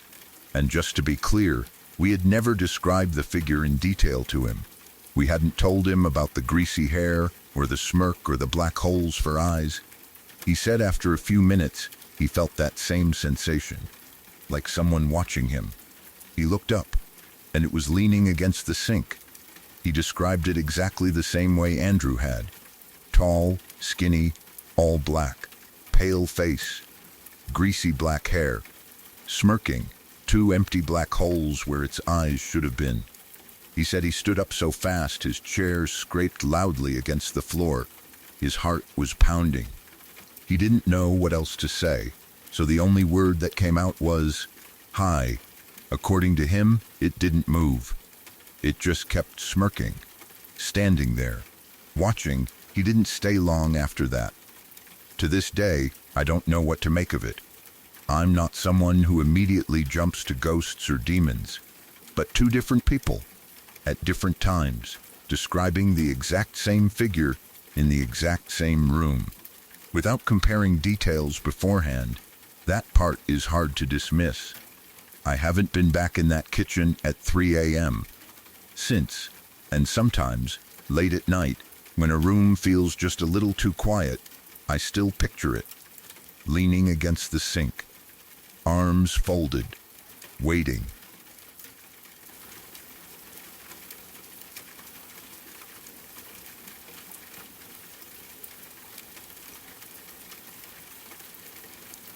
I grew up being raised by my grandmother in an older house that her husband had built with his own hands long before I was born. It wasn't a fancy house, but it had weight to it. Thick walls, solid wood doors that shut with a heavy click, cabinets that didn't wobble because someone had taken the time to measure and fit them properly. You could feel that care in the place. It sat on a big stretch of land, open yard blending into woods that seemed to go on forever. At night, it was quiet in a way you don't get in neighborhoods. No traffic hum, no distant sirens, just wind and insects and the occasional creak of old wood settling. When I was little, I became fascinated with dolls. It started with one in particular, a life-sized child doll I found at a vintage thrift store. I don't even remember what drew me to it so strongly. Maybe it was how realistic it looked. Maybe it was the fact that it felt rare, different from the bright plastic toys in big box stores. It had weight. It had glassy eyes and carefully painted features. It felt almost like bringing home a strange kind of friend. After that, relatives started buying me porcelain dolls for birthdays and Christmas. Every year, another one would appear wrapped in tissue paper. They came in delicate dresses with lace and tiny shoes, painted eyelashes, blush on their cheeks, perfect little hands frozen mid-gesture. At first, I loved them. I'd line them up on shelves. I'd brush their hair gently, being careful not to snag the curls. I'd rearrange them so they looked like they were posed for a picture. It felt like a normal phase. I had always liked Barbies and stuffed animals. This just felt like an extension of that. But somewhere along the way, something shifted. It wasn't dramatic. Nothing moved on its own. Nothing fell over in the middle of the night. It was more subtle than that. I started feeling uneasy in my room. I'd walk in and feel like I wasn't alone. The dolls were always in the same positions I'd left them, but their glass eyes seemed too focused, too reflective. It felt like they were looking at me instead of just existing in the room. At night, the feeling grew stronger. I started having dreams, not vague, fuzzy nightmares. These dreams felt real. In them, I would wake up in my bed. The room would look exactly as it did in real life. The shadows would fall in the same places. The faint light from outside would filter through the curtains the same way. In the dream, I would roll over, and I would see them, talking, not loudly, just whispering. Their heads tilted slightly toward each other like they were sharing secrets, their porcelain mouths barely moving, their glass eyes shifting just enough to show awareness. Every time in the dream, the moment I moved too much, they would stop. Their heads would snap back to their original positions, perfectly still, perfectly lifeless, and I would wake up unsure if I had ever actually been asleep. I tried telling my Nana about it. I told her I didn't like the dolls anymore, that I was having bad dreams. She listened kindly but brushed it off. She said I had a strong imagination, that little girls go through phases, that I shouldn't let myself be scared of toys. So I kept them in my room. The dreams didn't stop. They stretched on for years. Sometimes it was the whispering. Sometimes I would dream that I walked into my room and the dolls were standing in slightly different places than I remembered. Nothing dramatic, just a few inches off. Enough to make me question my memory.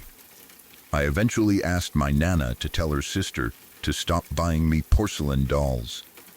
I said I was too old for them now, that I wasn't interested anymore. The gifts slowed down after that, but by then my shelves were already lined with them. The life-size doll was the worst. It stood in the corner of my room for years. I didn't play with it anymore. By the time I was a teenager, I had completely lost interest. But it was big and awkward to move, so it just stayed there. Standing upright in old-fashioned clothes, its head slightly tilted, its painted eyes staring straight ahead. When I was about 15, I had the dream that pushed me over the edge. In the dream, I got out of bed in the middle of the night and walked toward the life-sized doll. The room felt completely real. I could see the texture of the carpet under my feet. I could feel the air against my skin. I reached out and started brushing the doll's hair. I smoothed it down carefully, telling her she looked pretty. Even now, that detail makes me uncomfortable, because at 15, I hadn't touched that doll in years. I had no desire to fix its hair, but in the dream it felt normal, like something I had always done. Then her head turned. Slowly, smoothly, it rotated toward me, her painted eyes locking onto mine. And in a long, stretched-out voice, she said, "I think so too." I woke up instantly. No hesitation, no lying there trying to calm. I got out of bed and started grabbing every doll I could carry. I didn't care how ridiculous I looked. I didn't care if I woke my nana. I moved them all into an extra room we called the sewing room. Even the life-sized doll. I dragged it down the hallway and shut the door behind it. After that night, the dreams stopped. Completely. I was still sometimes uneasy in that, but the specific doll dreams never came back. 2 years later, I moved out altogether.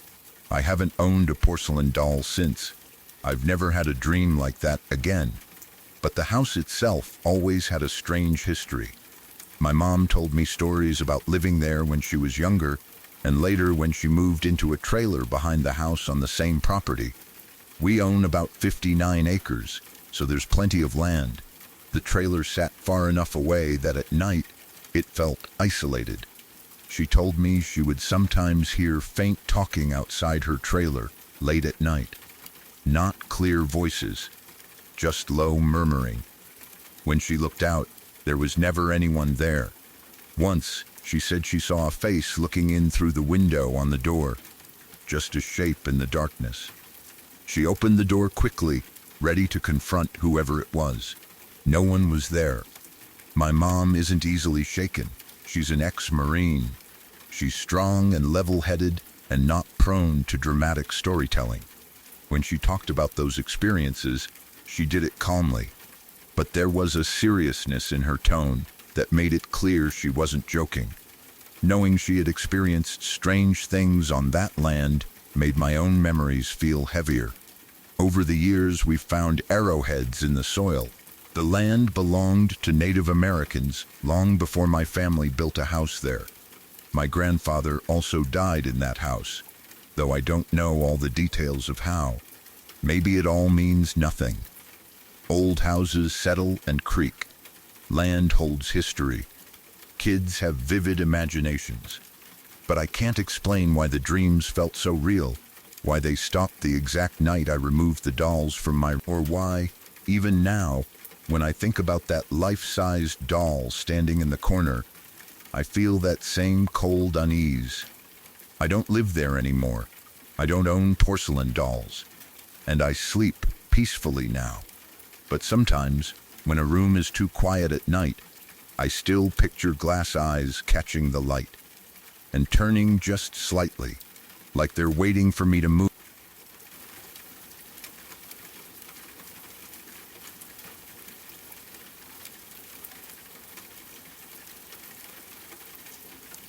In high school, a few of my friends and I had this habit of driving out to a long, unlit road on the edge of town, just to scare ourselves. It was the kind of place that didn't show up much on maps. No streetlights, no sidewalks, no houses spaced comfortably along the way.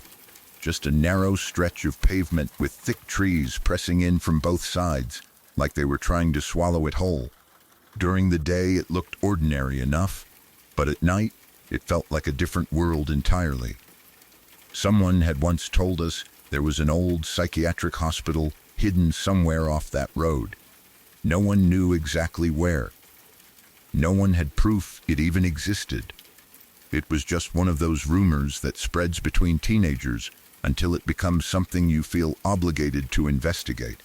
The kind of story that dares you to see how brave you really are.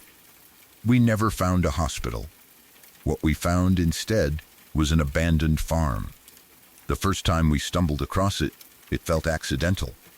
We were driving slowly, headlights cutting through the dark, when someone pointed out what looked like a barely visible driveway swallowed by weeds. It wasn't obvious unless you were really looking. Curiosity won, like it always did. We turned in. The property opened up in front of us in a way that immediately felt wrong. The headlights illuminated just enough to make out shapes, but not enough to make them comforting. The outline of a farmhouse, the shadow of fencing, something that looked like a barn off to the side. We killed the engine, and the sudden silence felt heavy. Flashlights came out. Doors creaked open. We stepped into the dark. The farmhouse had clearly been abandoned for years. It was 2 stories, or at least it used to be. Part of the roof had collapsed inward. The upper floor sagged unevenly, like it was slowly giving up. Paint peeled off the exterior in long strips. The porch steps were soft and unstable. Inside was worse. There were dolls everywhere, not arranged neatly on shelves like someone had once cared for them. They were scattered across the floor, sitting upright in corners, slumped against broken walls. Some were missing eyes. Some had cracked porcelain faces. Their hair was tangled and thick with dust. It felt staged in a way that made it worse, like someone had placed them deliberately to create an atmosphere. It reminded me instantly of survival horror games. Silent Hill, Resident Evil, that type of setting where the environment itself feels like a warning, where nothing has to move to make you uneasy. We walked carefully through the house, beams of light sweeping across walls and debris. The floor creaked under our weight.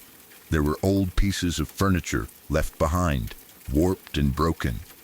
Every now and then someone would jump at a shadow, and everyone else would laugh too loudly to cover their nerves. Behind the house was a pool. The water inside it was black. Not dark blue, not murky green, black like ink, completely opaque. When we shined our flashlights across it, the light seemed to disappear into the surface without reflection. It didn't look like water. It looked like a hole cut into the earth. I remember staring at it longer than I meant to. There was something about water, that color, that felt unnatural.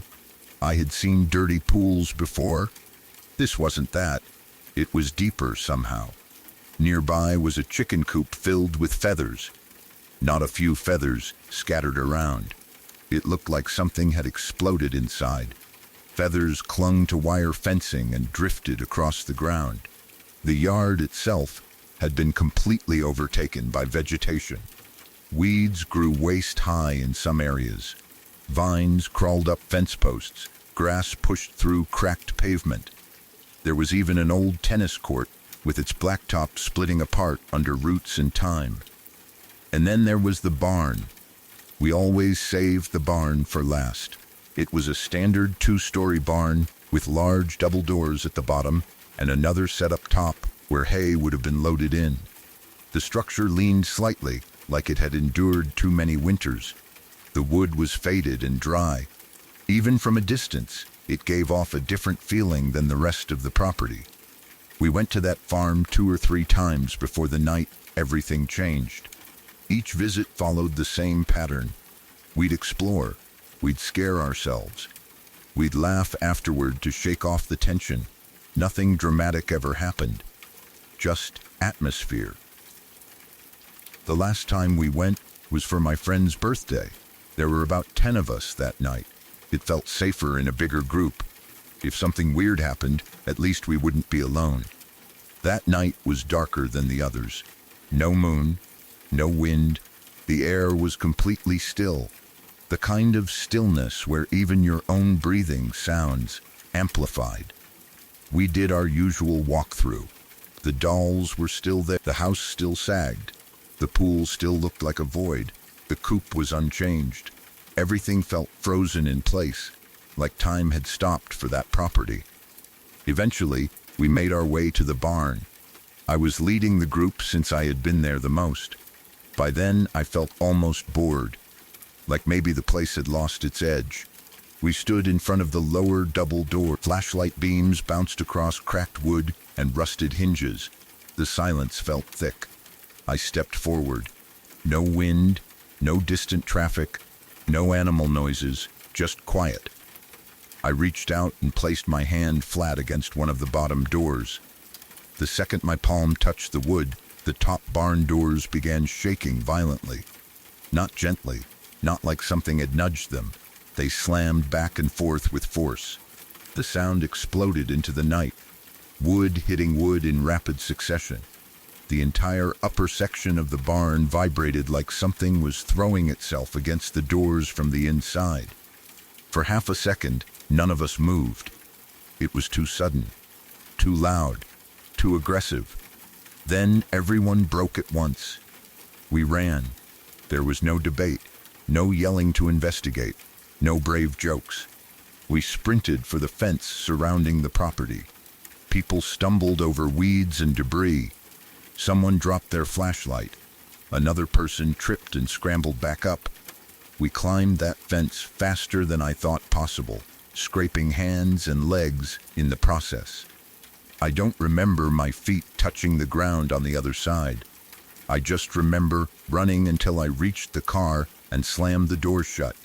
The entire drive back to town was silent. No one tried to explain it. No one laughed it off. The mood was completely different than any previous trip. There had been no wind that night, not even the faintest breeze. The trees hadn't moved. The air had been dead still, and those top doors had moved like someone was inside, furious. Shortly after that, the barn was torn down. Eventually, the entire property was cleared.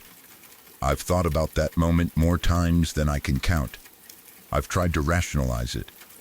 Maybe the structure was unstable.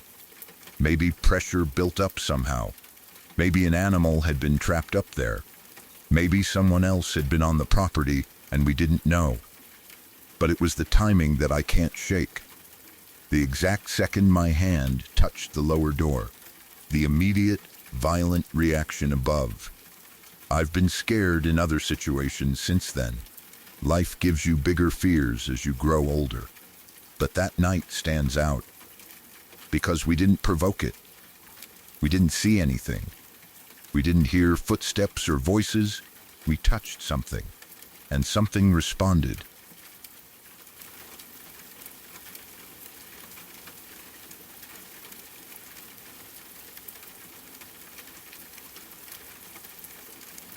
One afternoon, when I was still living at home, my mom and I were driving back from the grocery store. It was the middle of the day, not evening, not dusk, not one of those times when shadows play tricks on your eyes. The sun was high, bright enough to make you squint. Traffic was steady around us, cars moving in both directions, nothing unusual at all. It felt like the kind of completely ordinary day you forget about as soon as it's over. We were on one of those long roads in Pennsylvania that cuts straight through thick forest. If you've ever driven through certain parts of PA, you know exactly the kind of stretch I mean. The trees stand tall and packed tightly together, pine and oak and maple all mixed in, forming a wall of green on both sides of the road. Even during the day, the woods look dense and deep, like they go on forever. It's beautiful. But there's also something isolating about it. Once you're in that stretch, it feels like you're separated from the rest of the world, even though cars are passing by every few seconds. I was in the passenger seat, half paying attention to the road, half just staring out the window. I wasn't thinking about anything serious. I was just watching the blur of green as we drove, letting my mind wander the way it does when you're not focused on anything in particular. That's when I noticed movement deeper in the tree line. At first, I assumed it was a deer. You see deer all the time in those woods. They step out without warning, freeze in headlights, and then vanish again. It's so common that your brain automatically fills in the explanation before you even look closely. But as we got a little closer, I realized this wasn't an animal. It was a man. He was maybe 30 or 40 feet back from the road, walking through the trees parallel to us. He had on a white t-shirt that stood out sharply against all the dark green around him. What made my stomach tighten was the red. His shirt wasn't just dirty. It looked soaked in red stains, thick and dark, spread across his chest and down the front of him. Even from the car, even at that distance, it looked like blood. He wasn't walking normally. He was stumbling, swaying from side to side like he couldn't keep his balance. His movements were unsteady, almost jerky, like someone who had been badly hurt or was extremely drunk. His head tilted forward, then snapped up again. He looked disoriented, like he didn't really know where he was. For a split second, I considered saying something to my mom. The words almost came out, but then doubt crept in. What if I was seeing it wrong? What if it was just mud? What if it was some guy who had fallen while hiking? What if I scared my mom for no reason? We were already past him by the time my brain caught up with what my eyes had seen. I stayed quiet. We just kept driving. The traffic around us never slowed. No one else seemed to notice. The woods swallowed him up again as the road curved, and within seconds, he was gone from view. My mom was talking about something normal, something about dinner or a sale at the store, and I remember nodding along, but I wasn't really listening. My mind was stuck back there in the trees. The rest of the drive home felt strangely heavy. I kept replaying the image in my head. The white shirt, the red stains, the way he stumbled. I thought about whether we should have called someone. I thought about whether he was injured, or worse. But then another part of me wondered if it had been something criminal. What if he had hurt someone? What if that blood wasn't his? By the time we got home, I convinced myself it must have been nothing. If it had been serious, surely someone else would have reported it. Surely police would have blocked the road. There would have been sirens. News, something life went on as normal, and eventually I pushed it to the back of my mind. But every time I drive that stretch of road, even now, I still find myself looking into those trees, half expecting to see him again. That wasn't the most terrifying thing that ever happened to me, though. The one that truly stayed with me happened a couple years later, when I was 17 and in high school. Back then, my friends and I spent most of our time together. We were inseparable, always hanging out after school, especially during the summer. We weren't exactly model students. We smoked a lot of weed. It was just what we did. It felt rebellious and exciting at the time, like we were living on the edge of something bigger than our small town. One of my closest friends lived near a massive cornfield. It stretched farther than you could see, rows and rows of tall corn that looked almost like a green ocean when the wind blew. During the day, it felt harmless, just farmland.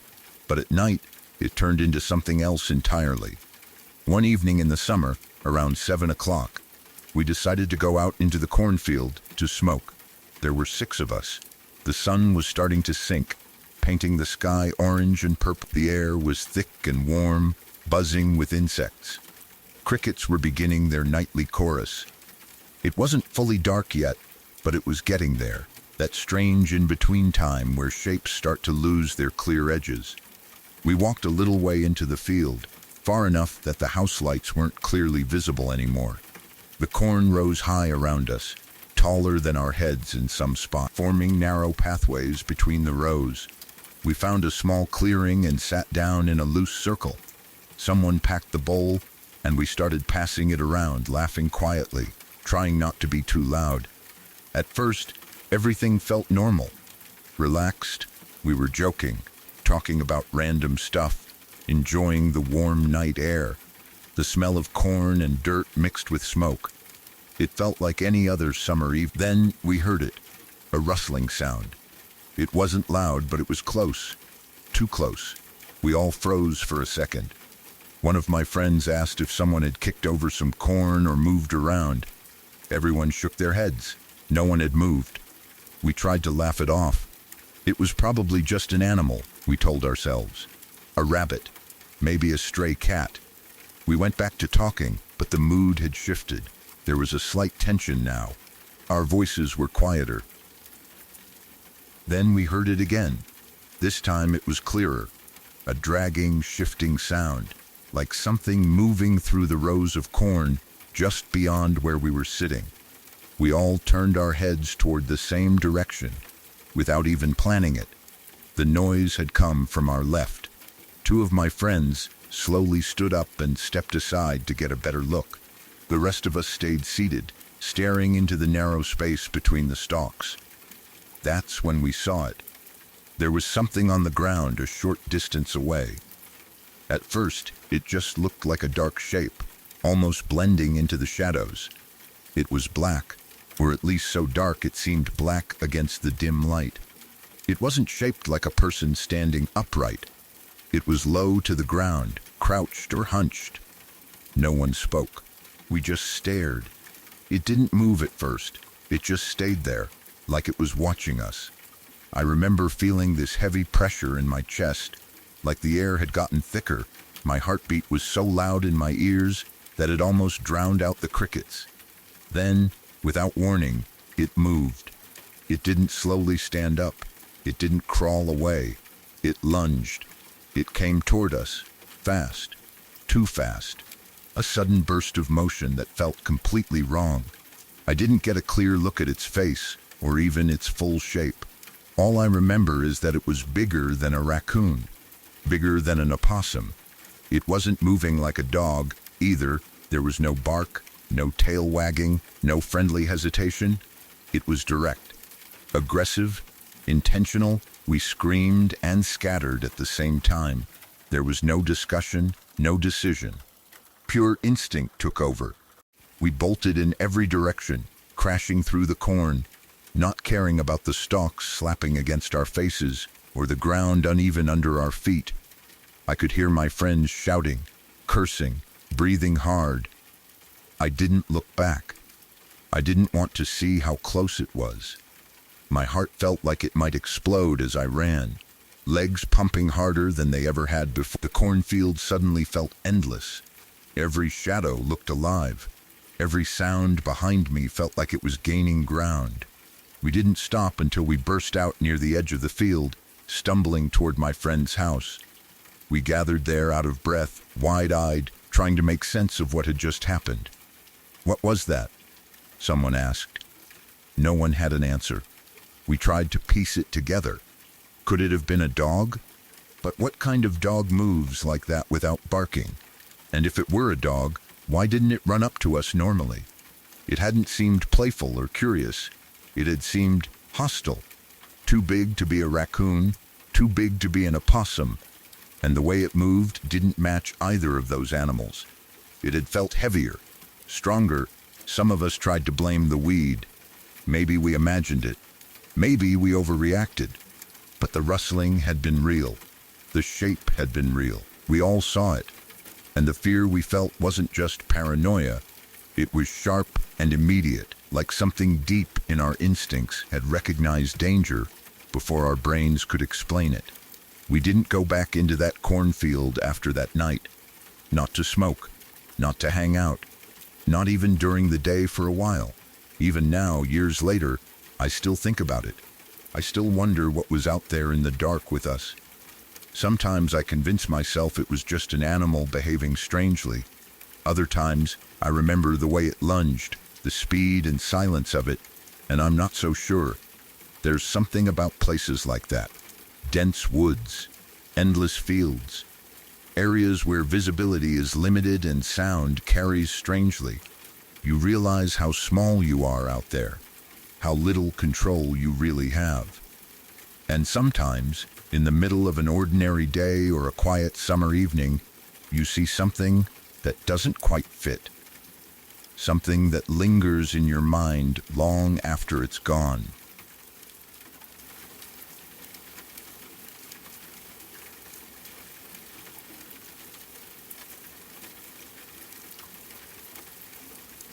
About a year ago, I was living in the southwest of China, near the border with Burma. It was one of those remote regions where the mountains seem to rise straight out of the earth, sharp and wild, covered in mist and thick forest.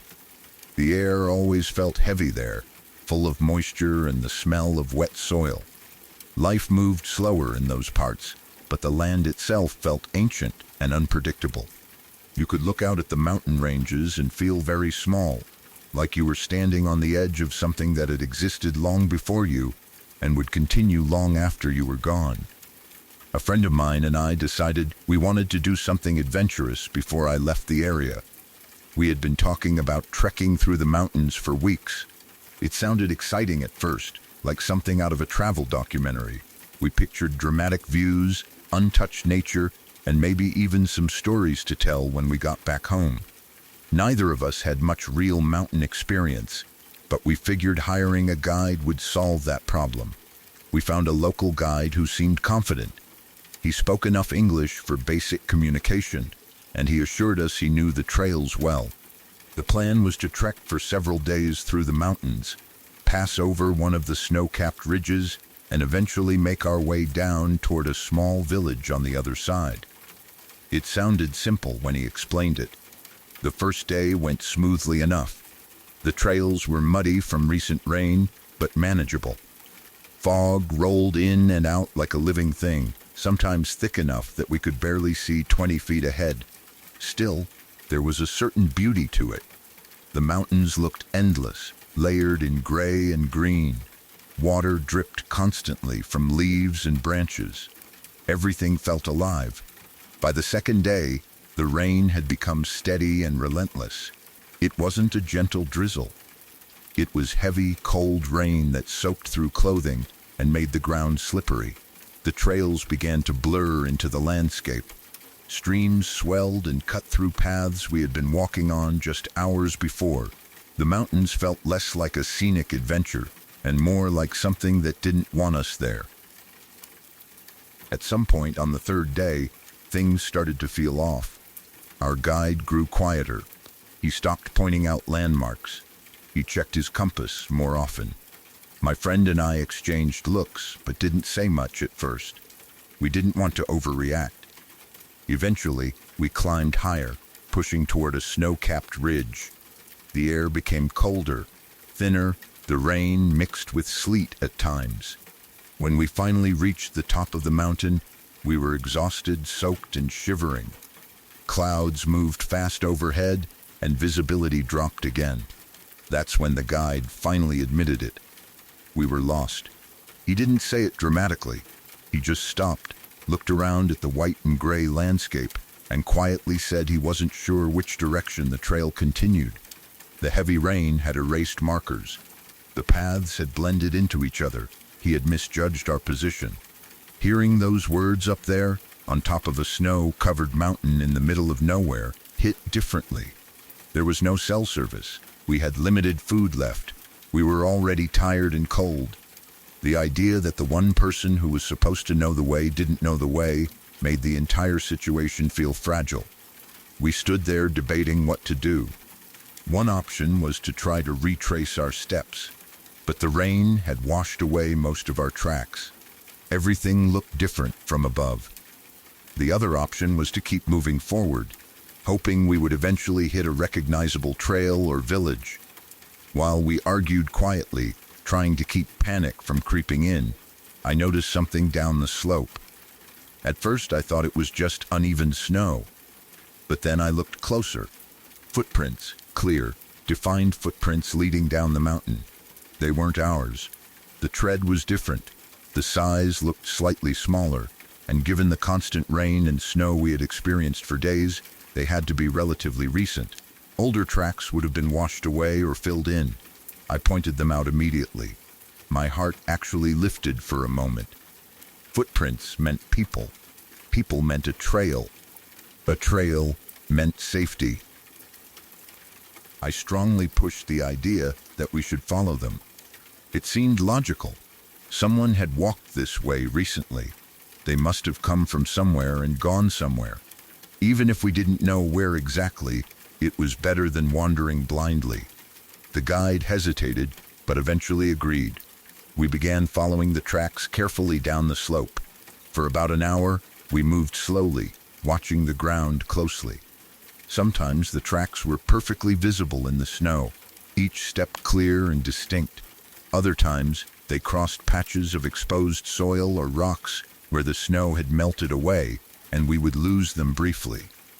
Each time that happened, my stomach tightened. But then, after scanning the area, we would find the prints again on the other side, where the snow returned. It felt like we were being led. The mountain was quiet in a way that felt unnatural. No birds, no distant animal sounds, just the wind and the steady drip of water. Our boots crunched into the snow and mud as we followed the stranger's path downward. The prints never wavered. They didn't zigzag randomly. They moved with purpose, straight down the mountain as if the person knew exactly where they were going. Then we reached a strange section of terrain. In front of us was a mound of dirt, slightly raised from the surrounding ground. Snow covered everything around it, thick and smooth. The footprints led directly up onto this mound. We climbed up after them, expecting to see the prints continue down the other side. They didn't. The tracks ended at the top. There were no footprints leading off the mound. None in the snow around it. None on the soil. Nothing. We stood there staring at the ground, trying to process what we were seeing. The snow around the mound was undisturbed, smooth, untouched. There were no signs that someone had jumped far enough to clear the snow. No animal tracks mixing with them. No scuff marks. No indication that someone had turned back. It was as if whoever had walked there had simply stepped onto that mound and vanished. I remember feeling a chill that had nothing to do with the cold air. My friend looked at me, wide-eyed. The guide crouched down, studying the ground carefully. He walked in a slow circle around the mound, scanning every inch of snow. Nothing. The rain had been heavy for days. There was no way old prints would have survived. These were recent, and yet they stopped in a way that made no physical sense. For several long minutes, none of us spoke. The wind blew lightly across the ridge. The snow shifted slightly in small gusts, but it didn't disturb the untouched surface around us. We tried to come up with explanations. Maybe the person had stepped carefully back into their own tracks to confuse someone, but there were no overlapping prints showing that. Maybe they had jumped far beyond the snow, but the mound wasn't tall enough to allow for that kind of distance without leaving some mark. The only somewhat logical idea we came up with was that someone might have slept there, on top of the mound, and then left the next day after the snow had melted slightly, covering their exit tracks. But that didn't quite make sense either. Who would choose that exposed mound to camp on during days of pouring rain and snow? And even then, you would expect some sign. A depression, a piece of trash, a disturbed patch of ground. There was nothing. Eventually, reality pulled us back. We were still lost. We were low on food. Standing there trying to solve a mystery wasn't going to help us survive. With no better option, we decided to turn around and climb back up the mountain, retracing our own steps. Leaving that mound behind felt strangely difficult, like we were walking away from something unfinished. The climb back up was harder than before. Exhaustion weighed on us. Every now and then, I glanced over my shoulder, half expecting to see new tracks appearing behind us. But there was nothing. Several days later, after carefully navigating and rationing what little food we had left, we finally reached a small village. I have never been more relieved to see people in my life. Smoke rising from chimneys, the sound of distant voices. It felt unreal after the silence of the mountains. We told some of the villagers about our experience through broken translation.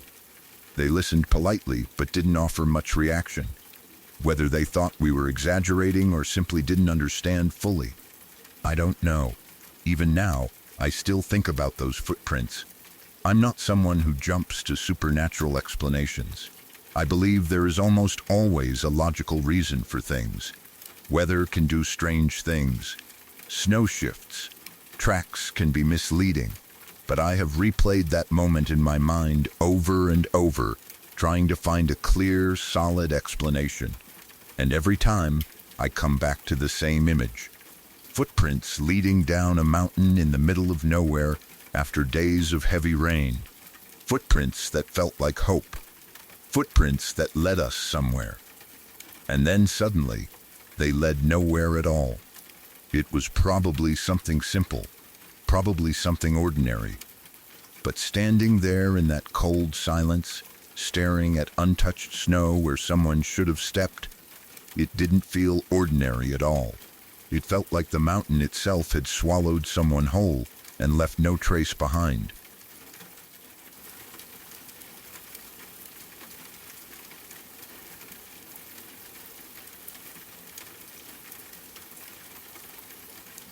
My grandfather passed away at the beginning of last year, just before I was about to start university. It was one of those strange times in life when everything feels like it is shifting at once.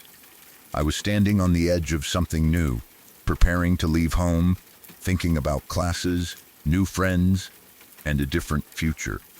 At the same time, without knowing it, I was about to say goodbye to someone who had been part of my life for as long as I could remember. He lived in a rural area, a small countryside town that felt far away from everything. It wasn't a place you passed through by accident. You had to plan to go there. Growing up, we visited occasionally, but not as often as we probably should have. As I got older, school became busier. I joined activities. I made more friends. I was always out doing something. I became what people like to call a social butterfly. I liked being around people, and my world started to feel bigger than just family visits and quiet weekends in the countryside. Because of that, I didn't see my grandfather as much as I could have. It wasn't that I didn't care, it was just life moving forward in its usual way, pulling me along with it. There's always the assumption that there will be more time. Another holiday, another summer, another visit. You don't really think about the idea that those chances can run out. The night he passed away, I had a dream. It didn't feel like a normal dream. It wasn't scattered or strange or hard to understand. It felt clear, calm, and almost too real. In the dream, I was standing in a place that didn't look like anywhere specific, but it didn't feel unfamiliar either. It was bright, though not in a blinding way, more like soft daylight. And there he was. But he didn't look like the grandfather I knew from recent years. He wasn't fragile. He wasn't slow. He wasn't tired. He looked young, healthy, strong. I would guess early 30s if I had to put a number on it. His hair was darker, his face smoother. There was energy in him that I had never seen in real life, not in any photograph either. It wasn't just that he looked younger. He felt different, like he was completely free from whatever had weighed him down in his final years. He smiled at me the way he always used to, but there was something deeper in it, a kind of quiet understanding. He told me I was a good boy. The words felt simple, but they carried weight. He said he regretted not knowing me better. That part hit me hard, even in the dream. There was no anger in his voice, no blame, just honesty. Then he said he was there to say goodbye. I remember feeling a heavy sense of guilt rising inside me. In the dream, it felt like it was my fault that we hadn't spent more time together, like I had chosen everything else over him. I started trying to explain myself, even though I don't remember the exact words. I just remember feeling ashamed. I had been busy with school, busy with friends, busy building my own life. He stopped me gently. He told me I shouldn't feel bad. He said he was proud of me, proud that I was working hard, proud that I was focused on my future. He said he understood. There was no bitterness in him, no sadness in a negative way. It felt peaceful, like he had already made peace with everything. Then he told me I had to take care of Johnny. The name confused me at first. I didn't know anyone named Johnny, but he said it with affection, like it mattered deeply. Later, I would find out that Johnny was the nickname he had given my mum when she was a little girl. It wasn't something I had ever heard before. He had called her that as a child, and somehow in the dream, that was the name he used. When he said it, I understood without understanding. I knew he meant my mum. He wanted me to look after. There was something about the way he said goodbye that felt final, not dramatic, not frightening, just certain.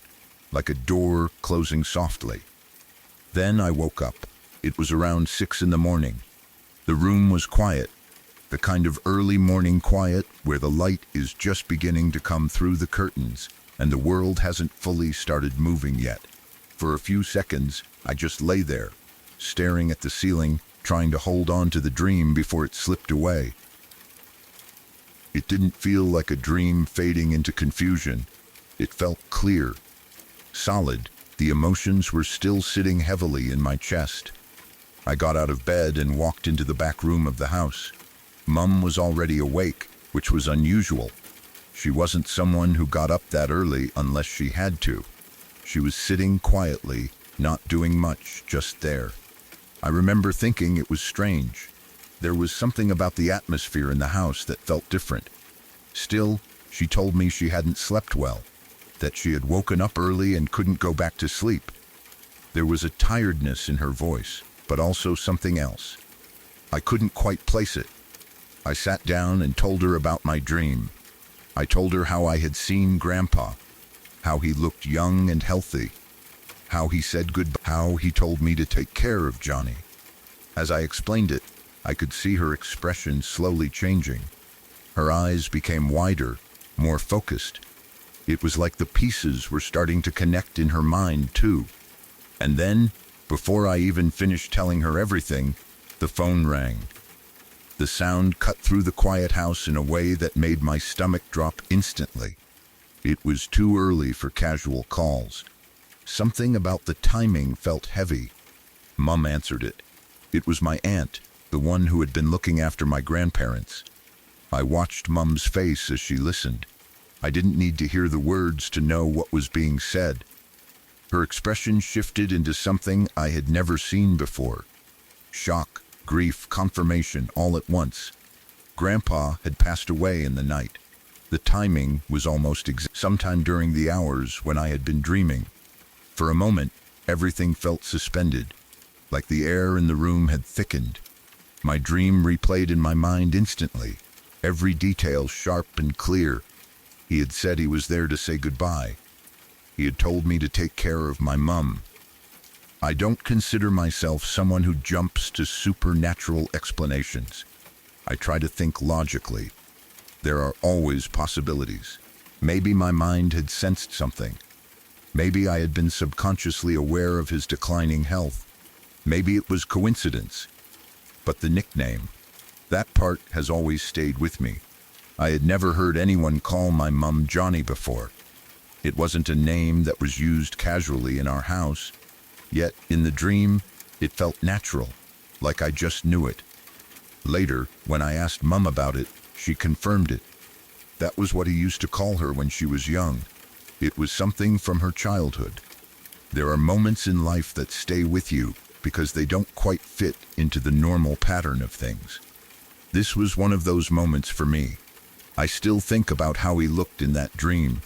Young, healthy, strong, not the way he had been in his final year. It felt like I had seen him as he once was, or maybe as he wished to be remembered.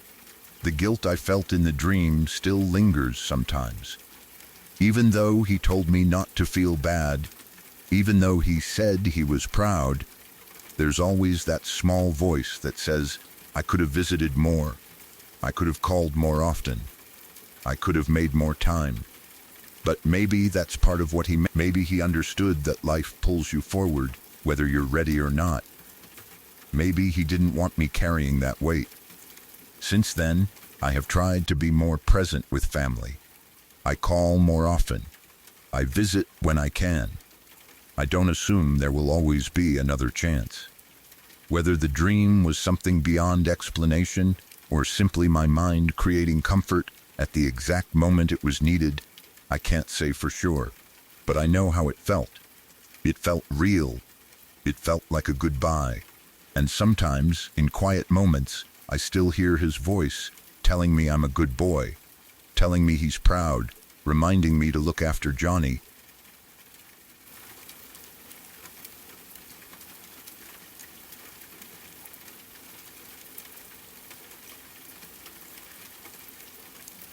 When I was around 9 or 10 years old, I went on a vacation with a youth organization. At that age, everything feels like an adventure. Being away from home without your parents feels exciting, almost like stepping into your own little world. I remember being thrilled about it for weeks before we left. It wasn't a luxury trip or anything fancy. We were staying at a hostel somewhere in the Hunsrück region, in the mountains of Hessen, Germany.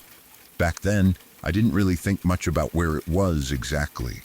To me, it was just the woods. But looking back now, I realize how isolated that place really was. The hostel stood completely alone, surrounded by thick forest in every direction. There were no nearby houses, no visible roads from the main yard, no village within walking distance. Just trees, endless trees, tall, dark, quiet. During the day, it felt like freedom. We could run around, shout, explore, and no one would complain. But at night, when the sky turned black and the forest became silent, it felt very different. Close to the hostel there was a small river. It wasn't very wide, maybe just a few meters across, and shallow enough for us to wade through without much trouble. The water was cold and clear, flowing gently over smooth stones and patches of mud.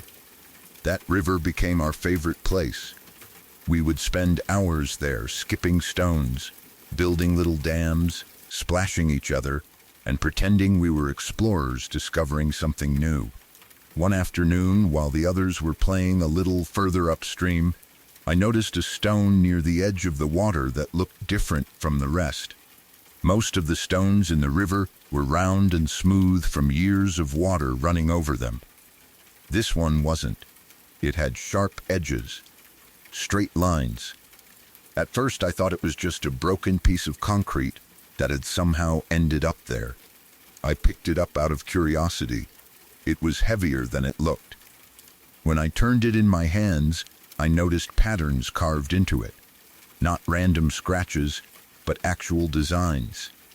There were shapes that looked like ornaments, maybe floral or geometric patterns. And there were markings that looked like letters. I couldn't read them properly, but they didn't look modern. They looked old. Even at 9 or 10 years old, I understood that this wasn't just a random rock. I called my friends over. At first, they didn't care much. But once I showed them the carvings, their expressions changed. Suddenly, it wasn't just a rock. It was something mysterious, something hidden. Over the next few days, we became obsessed with searching the river. Every free moment, we would run back down there and start digging through the stones. It felt like a treasure hunt, and slowly, piece by piece, we started finding more fragments. Each one had similar carvings, the same kind of stone, the same style of patterns. Some were larger, some smaller. One had what looked like part of a word. Another had a curved ornament that seemed to connect with the first piece I had found. We began laying them out on the riverbank, trying to fit them together like a giant puzzle.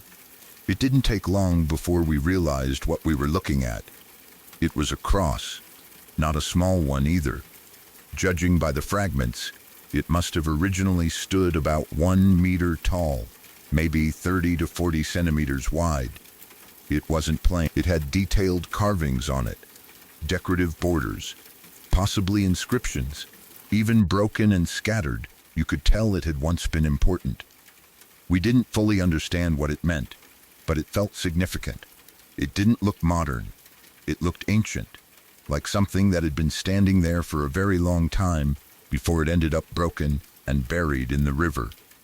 For several days, we continued collecting pieces. We worked carefully, placing them together on the grass near the riverbank. The more pieces we found, the clearer the shape became. The vertical beam, the horizontal arms, the carved details slowly forming into something recognizable. There were still 1 or 2 pieces missing, but we had most of it assembled. Standing back and looking at it gave me a strange feeling. Pride, because we had discovered it. but also something else, a quiet unease. The forest around us suddenly felt older, heavier. I remember that during one of the evenings at the hostel, the leaders told us stories about the area. They mentioned that during medieval times, there had been a major plague outbreak in that region. Entire villages had been affected. Many people had died. It was the kind of story you tell children around a campfire, half educational, half meant to give them a little thrill. They also mentioned local legends about a witch who supposedly lived in those woods during the time of the plague. According to the story, some villagers believed she had caused the sickness. Others believed she had tried to help, but was blamed anyway. As with most old stories, the details were vague. It was told as folklore, nothing more. At the time, we thought it was just a spooky story to make the woods seem more exciting. We didn't connect it to the cross. Then one afternoon, as we were once again arranging the fragments on the grass, the owner of the hostel came down toward the river. He was an older man, quiet and serious most of the time. He usually kept his distance from us kids unless there was a problem. He stopped when he saw what we had laid out. I will never forget the look on his face. It wasn't just annoyance. It wasn't anger. It was something closer to distress. His expression tightened immediately. He walked closer, staring down at the broken cross fragments, as if he had seen something he hoped never to see again. He asked us where we had found them. We told him excitedly, explaining how we had discovered one piece and then more and more, and how we were almost able to complete it. We probably expected him to be impressed, to tell us it was a historical artifact, maybe even to praise us for finding it.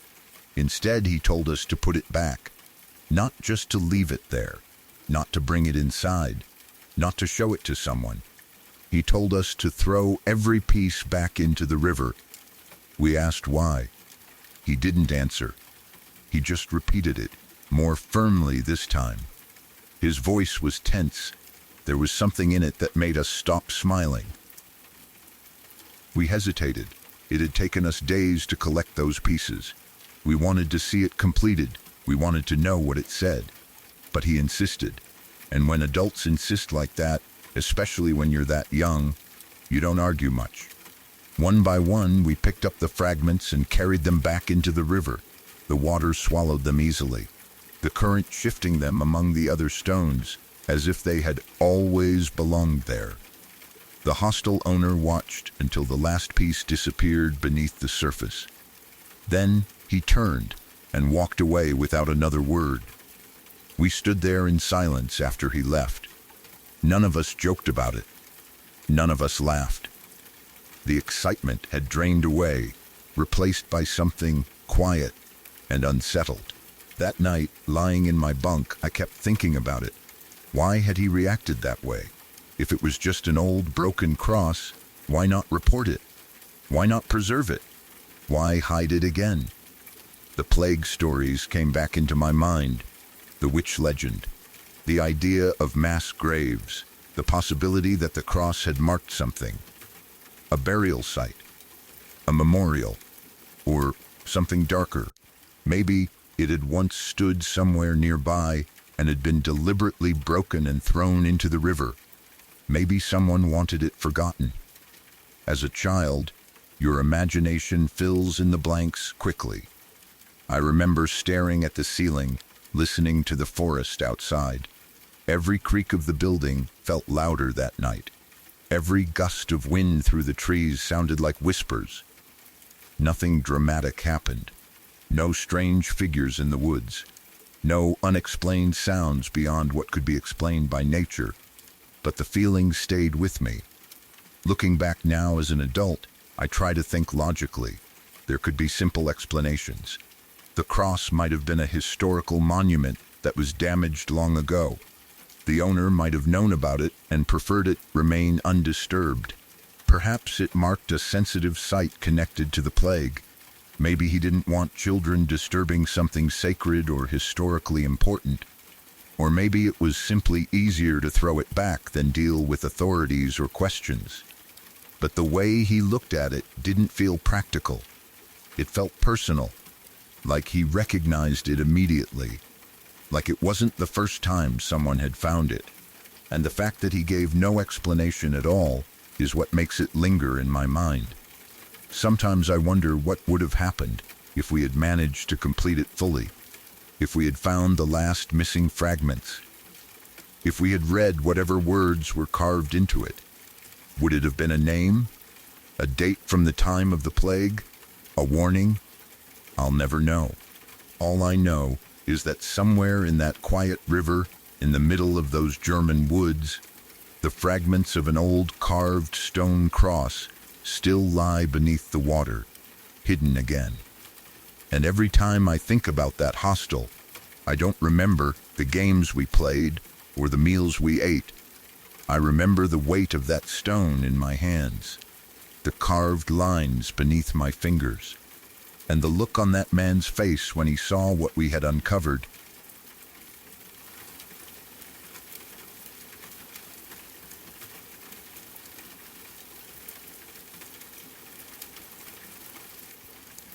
Every summer, without fail, I go camping with my best friend's family.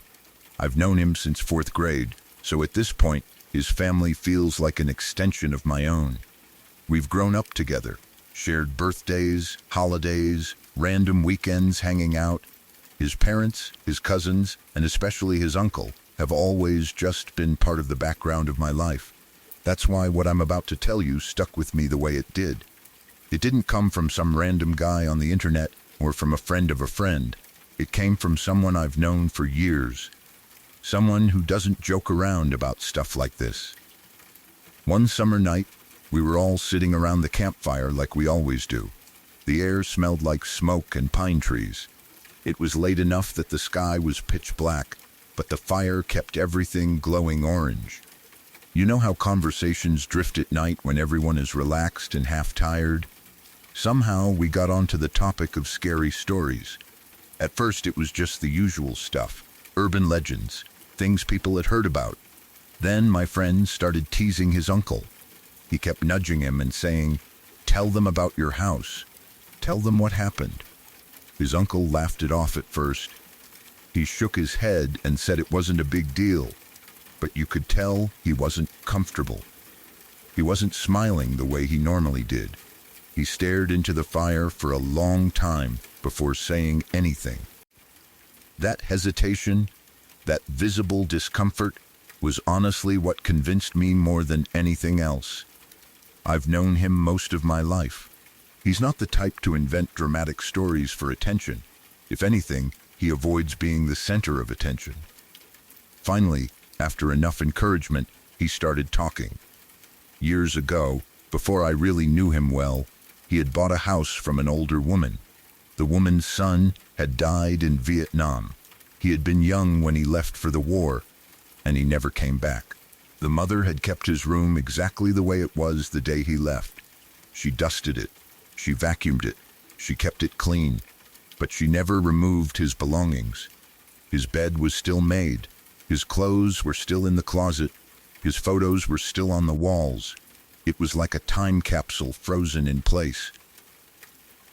When my friend's uncle bought the house, the woman insisted on leaving everything in that room.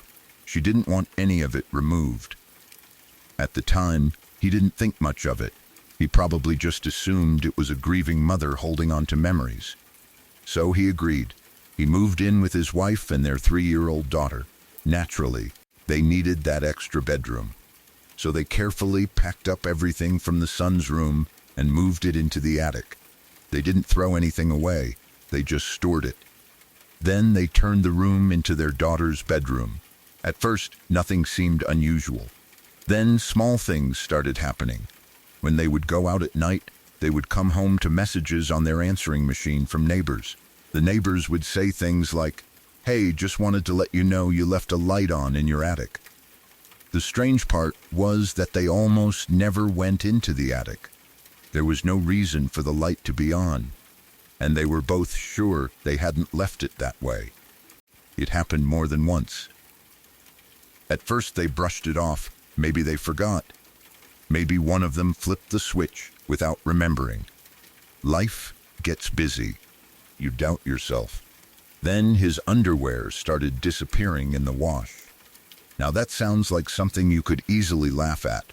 Socks disappear all the time. Laundry eats things. But he said this wasn't one or two missing items. Over time, he noticed he was running out. He kept buying new pairs, and somehow they kept vanishing. Eventually, he said there was a point where he literally had almost none left. It wasn't like his wife was throwing them away, they just weren't there anymore. Still, they tried to find logical explanations. Then their daughter started acting differently. They would hear her playing in the basement sometimes. Nothing strange about that at first, but when they listened closely, it sounded like she was having a conversation. Not just talking to herself, but pausing as if someone was responding to her. Like someone was asking her questions, and she was answering them. When they asked her who she was talking to, she would say, "The man." That's all she would say. At night, she started waking up crying. She told her parents there was a man in her closet. She refused to sleep unless they checked the closet door and made sure it was completely shut. Not just closed, but tightly shut. Even then, she would sometimes wake up again, insisting someone had opened it. Kids have nightmares. Kids imagine things. That's what they told themselves. They didn't want to jump to wild conclusions. But the frequency of it made them uneasy. The part of the story that made everyone at that campfire go completely silent was what happened one night when his uncle was out of town. His wife was home alone with their daughter. It was late. The house was quiet. Suddenly, she heard something coming from the attic. It sounded like furniture being dragged across the floor. Not a small noise, not something settling. It was a clear, scraping sound, like something heavy being pulled from one side to the other. She froze for a moment, trying to tell herself it was nothing. Maybe the house shifting, maybe animals. But the sound continued. So she grabbed a flashlight and went up to check. The attic was filled with insulation, covering the floor, soft and powdery. The boxes and furniture from the son's room were stacked toward the back. She stepped inside, shining the light around. And then she saw them. Footsteps in the insulation. Clear, defined impressions. They were forming in real time, moving toward her. Not old marks, not something that had been there before. They were appearing as she watched, as if someone invisible was walking straight at her. She screamed. She didn't wait to see more. She ran down the attic stairs, grabbed her daughter, grabbed her gun, and ran out of the house. She didn't stop until she was outside. When his uncle came back, she told him everything. From what he said, she was hysterical, completely shaken. But somehow, after enough discussions and maybe convincing themselves it had to be explainable, they stayed. They didn't leave right away. About a month later came the final event. They had gone out to a party that night. They came home late. The house was dark. Their daughter was asleep. Everything seemed normal. They went into their bedroom. The door was slightly cracked open, so from where they were, they could see into the hallway and down toward the top of the stairs. All the lights in the house were off.